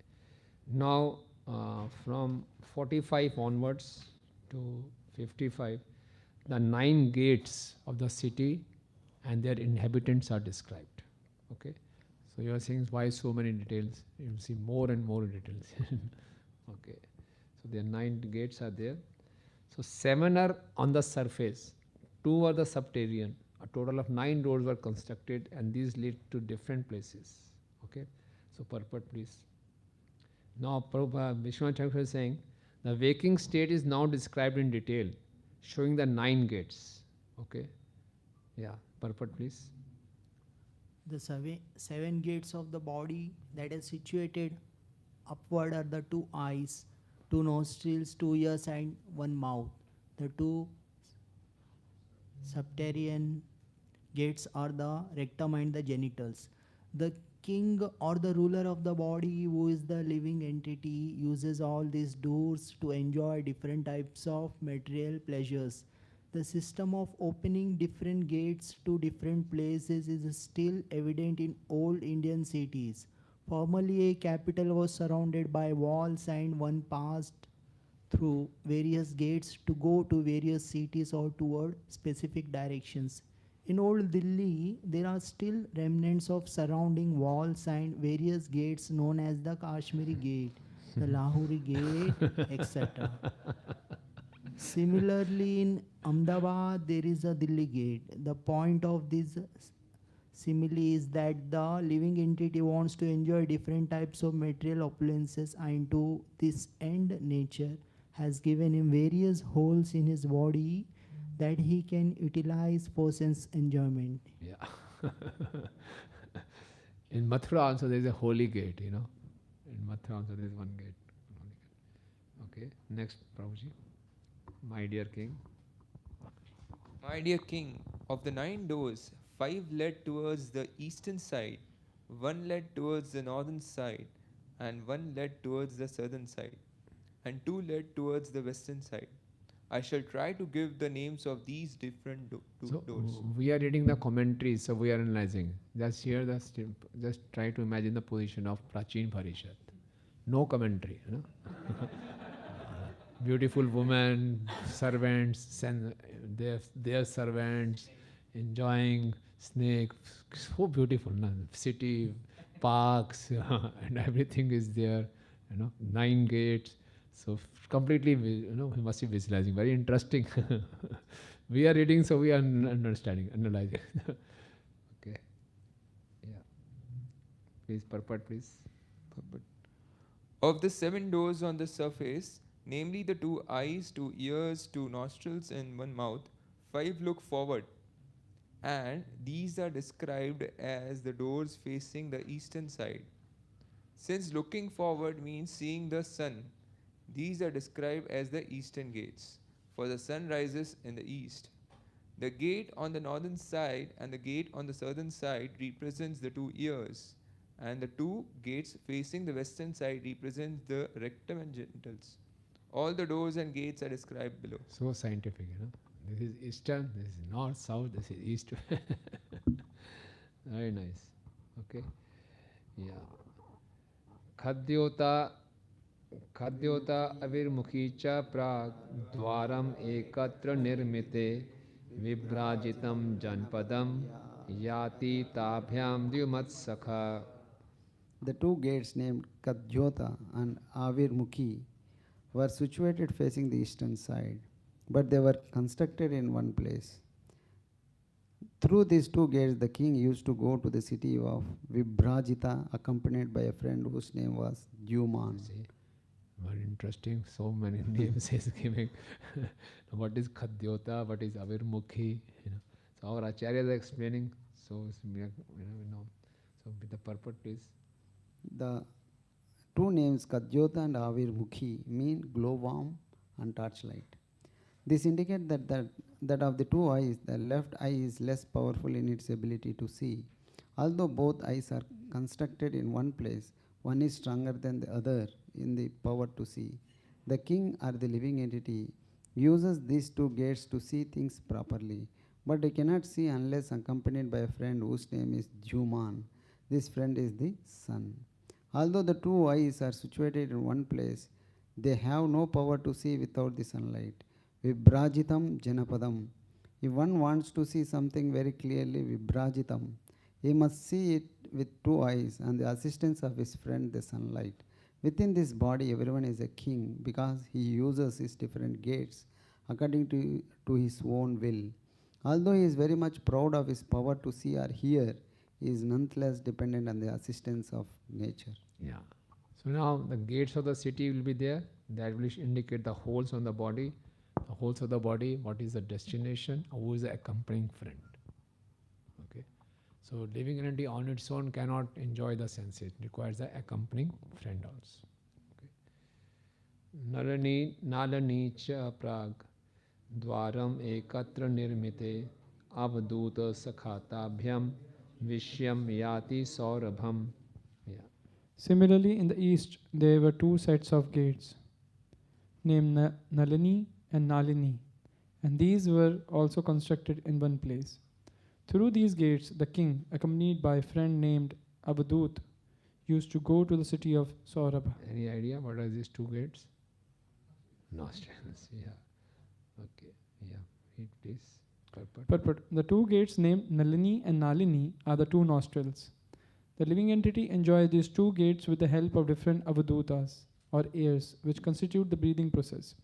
Through these gates, the living entity goes to the town of Saurabh or Aruma. In other words, the nostril, with the help of their friend, the air, enjoy various aromas in the material world. Nalini and Nalini are the pipes of nostril through which one inhales and exhales, enjoying the aroma of sense pleasure. Yeah. Mukhya nama purastatvat tayapan bahudano vishyo yati purarada rasagya vipunanvita.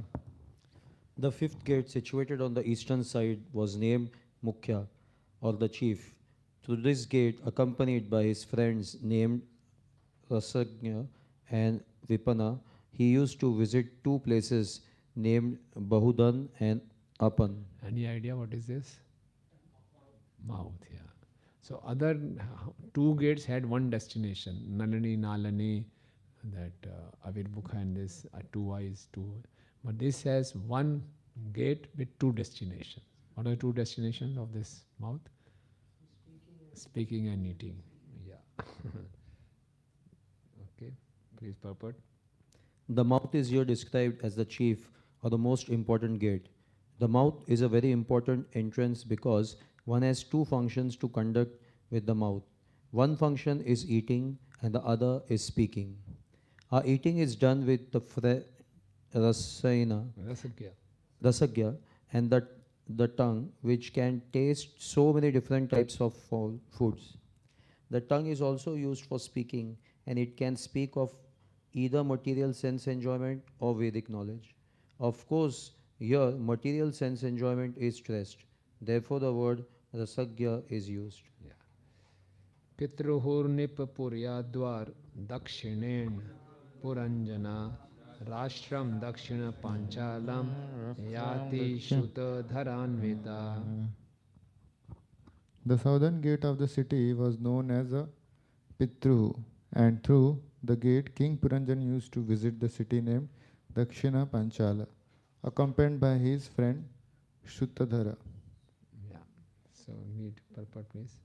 The right ear is used for karmakandya or fruitive activities.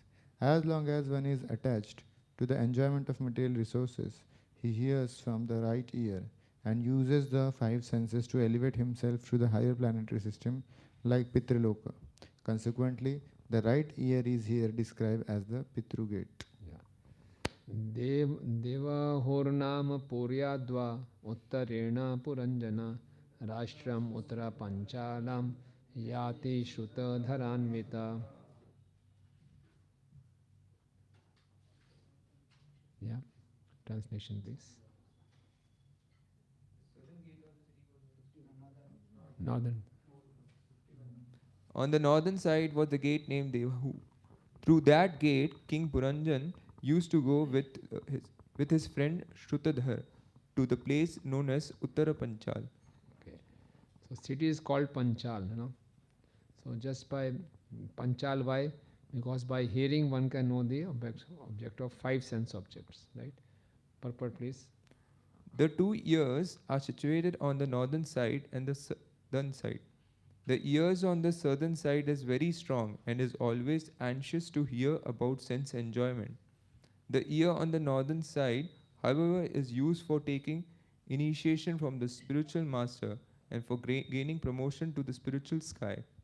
The right ear or the ear on the southern side is called Pitrahu, which indicates that it is used for attaining the higher planetary system known as Pitralok.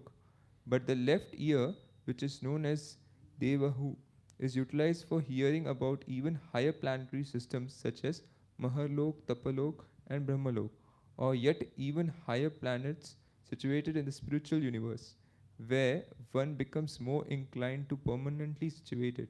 This is explained in Bhagavad Gita 9.25. Yanti deva vrata devan pitrin yanti pitrivrata bhutani yanti bhuteja yanti madhyajinopi mam. Those who worship the demigods will take birth amongst the demigods, and those who worship the ghost and spirit will take birth amongst such beings. Those who worship ancestors go to the ancestors, and those who worship me will live with me. One who is interested in being happy on this planet as well as after death generally wants to be elevated to the Pitralokas. Such a person can use the right ear for hearing Vedic instructions. However, one who is interested in going to Tapalok, Brahmalok, the Vaikuntha planets, or Krishnalok may take initiation from the spiritual master in order to be elevated to such lokas. Asrini nama paschada dvastya yati puranjana gramakam nama vishyam durmedena samanvita. On the western side was a gate named Asuri. Through that gate, King Puranjana used to go to the city of Gramaka accompanied by his friend Durmada. So Asuri is gross genital, Durmada is subtle. Okay, purport please. The gate on the western side of the city was known as Asuri because it was especially meant for the Asuras. The word Asura refers to those who are interested in sense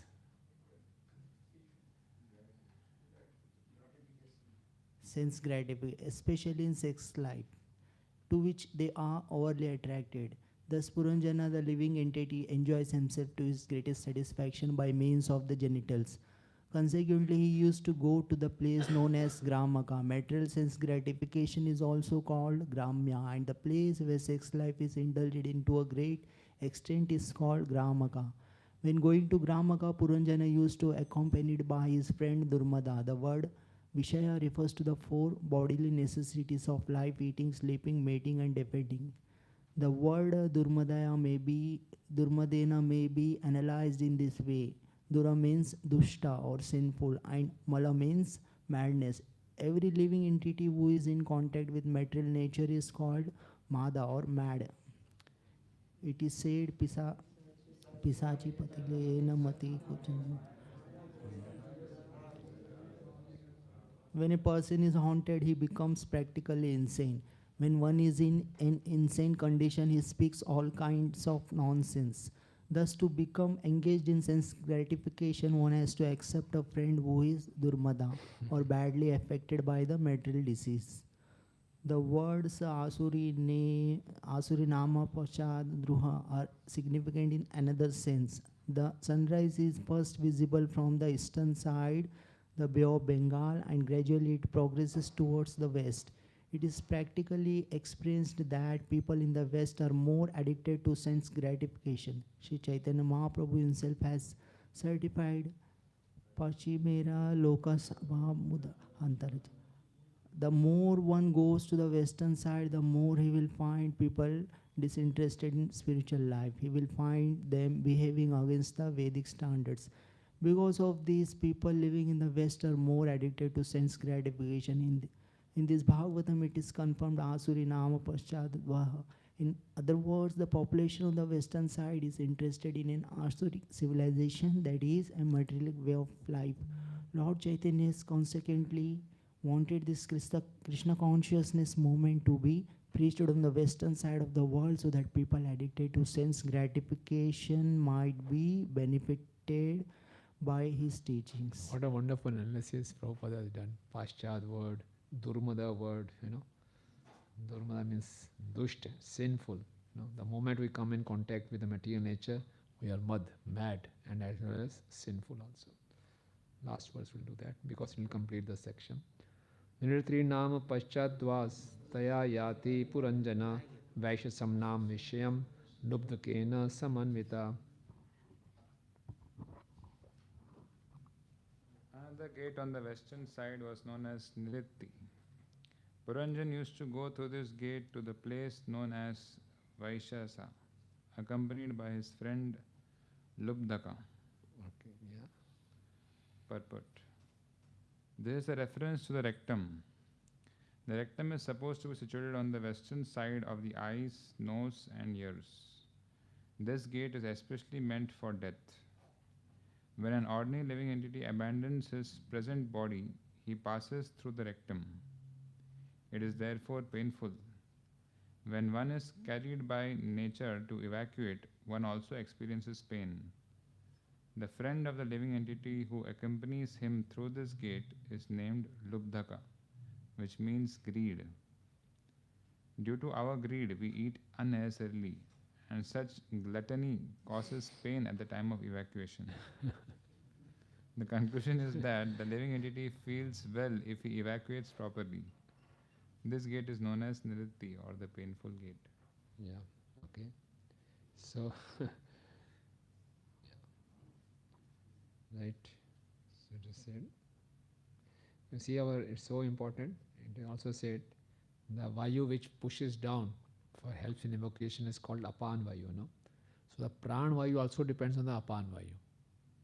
So if you're not able to evacuate properly, we won't feel good. No? It's so important. That's why in all, if you go to Ayurveda, the first thing you'll ask is pet saaf ho raha hai nahi ho raha. So the cause of all not well-being is pet saaf nahi ho raha. Apan Vayu is not proper. Right? Okay. So we'll close here. So we'll meet at now 3 o'clock. Yeah. Any questions or comments? Yeah, Prabhu. Where were you, Prabhu? The AC I'm not very comfortable with. Huh? I am not comfortable with the AC.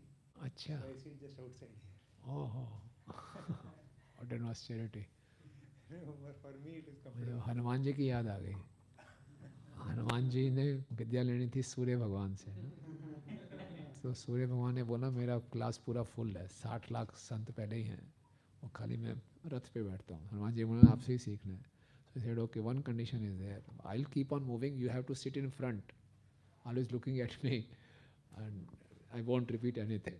तो हनुमान जी बोला ठीक है. So Surya was moving, so Hanumanji was just in the air, keeping in the front. When he used to change, Hanuman used to go back. He never showed his back. He was so eager to learn. Similarly, he was sitting outside. We are learning here Shastric absorption, Prabhuji, by this example.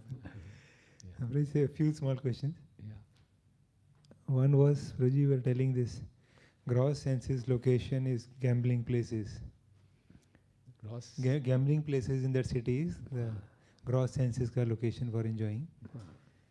And you're telling the subtle senses are there in the subtle body. So I have actually never understood this, Prabhuji, that subtle body means mind, intelligence, ego.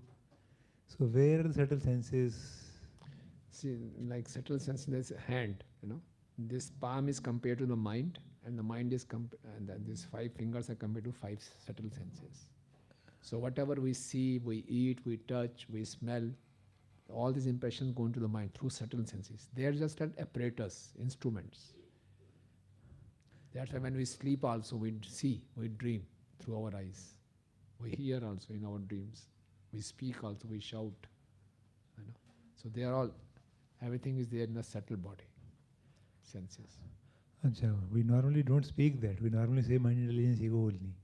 But the mind is connected with the 5 senses. And these 5 senses are connected to the gross 5 senses.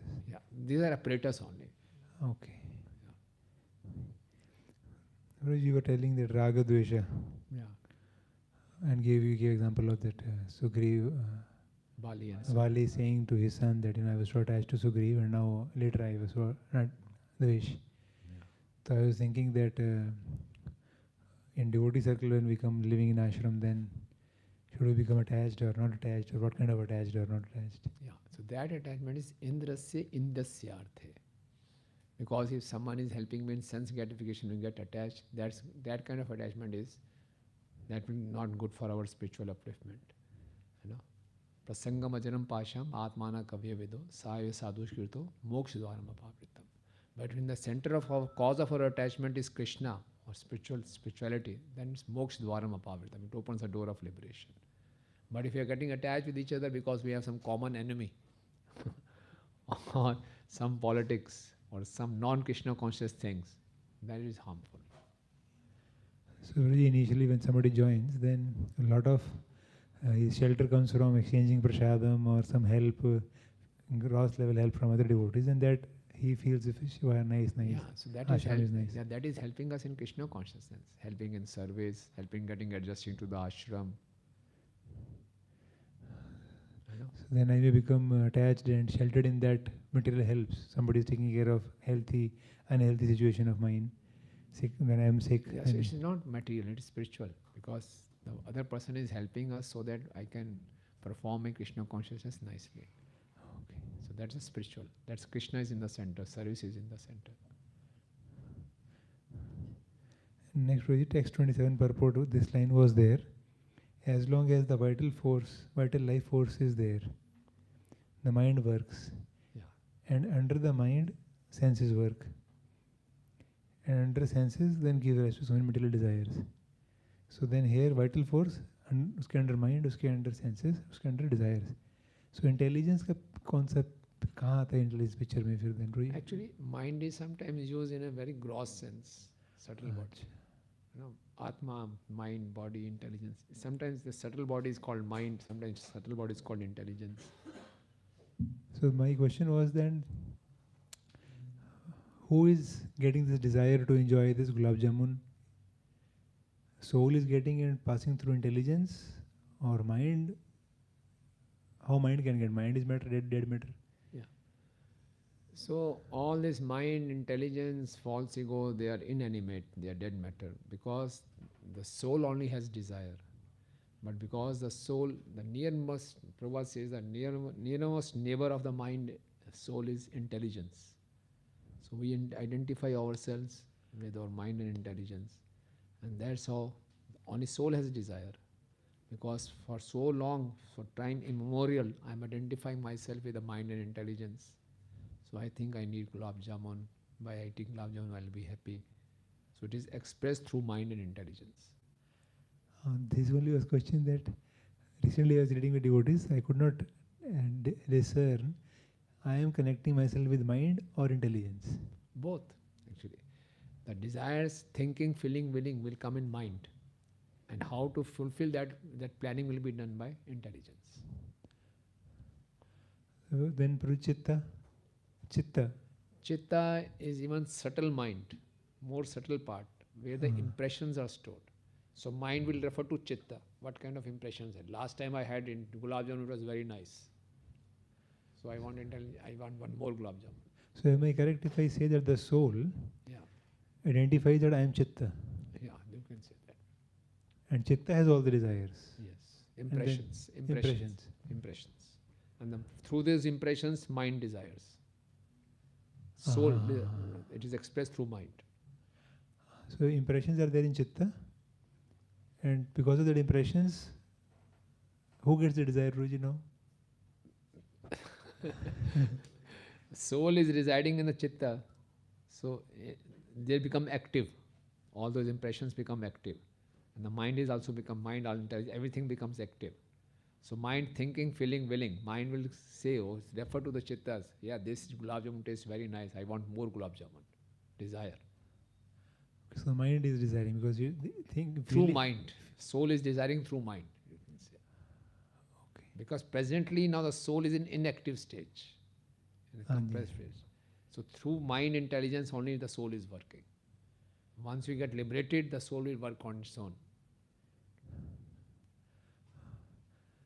So Chitta is having the impressions. Yeah. And we are clubbing together Chitta, mind, intelligence. Okay, they have impressions also and they have feeling and willing also. So they are only acting. And then senses are the next helpers. Thank you, Raji.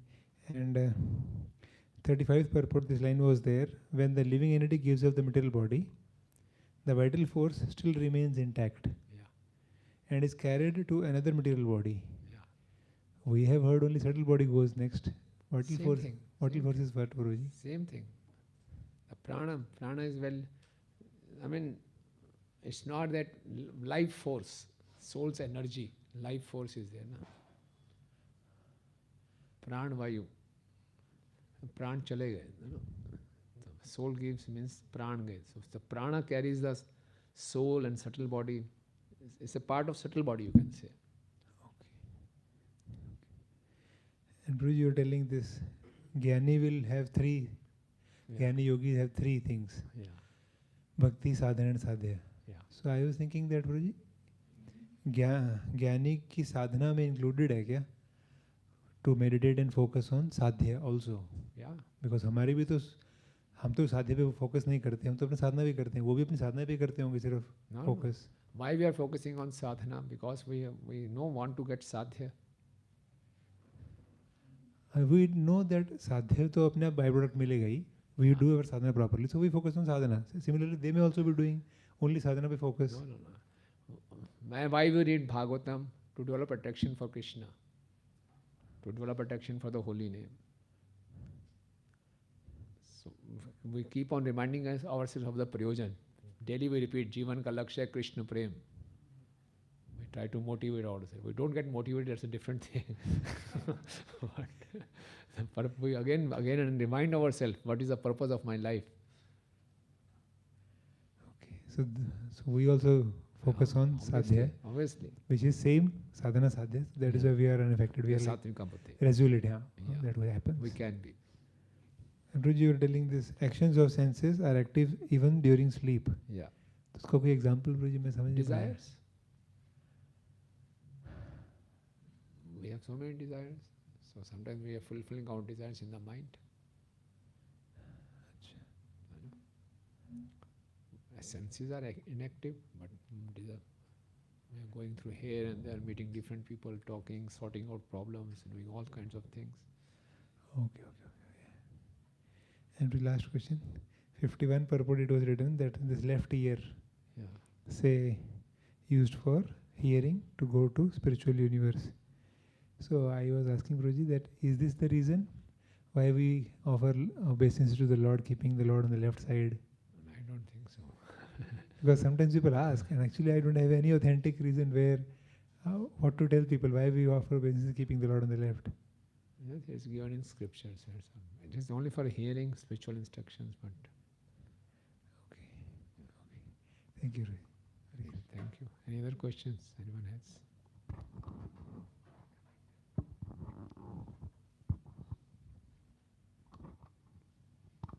These three stages are described in Jagrata, Swapna, Susupti. Jagrata is a liberated soul. Jagrata is a liberated soul? No, not limits. Any condition soul. Jagrata means waking state when I am working around in this context. In this context like that? Or means in general that 5 stages are told and then here only 4 are told? Yeah, then Turiya is there. Mukulit and... No, that is a different thing. That is Achadit, Muklit, Viksit, Purn Viksit. Yeah. That is different thing. State of consciousness, that's a different way. Here there is a Jagrit, Swapna, and Suswapna, and then Turiya. Now Turiya is a transcendental state. So Jagrit, Swapna, Suswapna is all conditioned state. Jagrit, Swapna and Susapna is conditioned state. Conditioned state. So Swapna means the action of sleeping, or it's like the Swapna means the gross dream when we are working like this and the subtle dream also? No, all three are conditioned. Jagrit also gross dream, Swapna is dream, and Susapna is deep sleep without dream. Okay. So all three are conditioned state. Turiya is liberated stage. So then this another stage occurs after that, that is Turiya you're telling me. Yeah. Okay. Okay. Clear? You have a question? Yeah. So just like Prabhuji said earlier, as we have these gross instruments, for example ear, so we have gross instrument ear, we can hear the gross sound vibration. So what is there in the case of the ghostly body, who are in subtle bodies? So are they able to hear, able to see, able to touch others? What happens with them? Yeah. They talk also. Ghosts also talk. They also eat, but they need some support, So I mean, they want to express their feelings, so they enter into a body. Through that they talk. So that's why they suffer. They have a desire because they don't have instruments, so they can't. So that's why they need some support. They enter into someone's body and through that they act. But as they can hear, so they should be able to touch also. Yeah, sometimes they touch, we feel something. Sometimes they come and they beat person, they throw things around here and there. They create all kind of nonsense also. What is your exact question? I have not seen that example. You not seen? Very fortunate. I see. Sometimes when ghosts are there, they throw stones. Don't go into this building, the ghost is there. They really harass people. And Bhaktivinoda Thakur and Bhakti Siddhanta Thakur Maharaj once stayed in a temple in the night. When they came out in the morning, all the villagers told them, you stayed in this temple, there was a Brahm Rakshas. Yes. He used to throw stones at the people. Yes, he also threw stones, but we delivered him by chanting Hare Krishna. They say like that. So I also experienced this. So ghosts do that. But they are not able to fully express themselves. They are not able to satisfy their desires. So they need that's why they need some other body. So when they are too much harassed, they can create some problem, but they are not able to fulfill their desires. For that they need some this sense instruments. So that's why they enter into gross body, and through that they satisfy their desires. And when they hear the sound vibration, like this pure sound vibration, holy name, when they go around the holy dhams, then they do. So don't they get purified? Yeah, that's why they get purified. They get purified. But then Bhaktivinoda Thakur, when he went in that temple, that was temple environment only. Yeah. But that was Brahma Rakshas in that. In Brahma Rakshas, yes. And he was a Brahman Pujari of that temple. And he was chanting Hare Krishna also. So they were surprised. Why by chanting Hare Krishna he became Brahma Rakshas? Then Bhaktivinoda Thakur asked, what was his character? The character was not good. He was breaking all regulatory principles and chanting Hare Krishna. So that's why he became Brahma Rakshas. And he got delivered by hearing Hare Krishna only.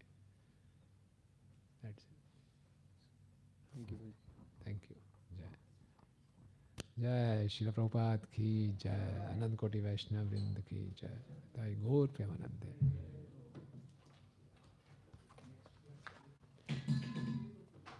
3 o'clock? 3 o'clock? 3 o'clock. 3 to 4:30.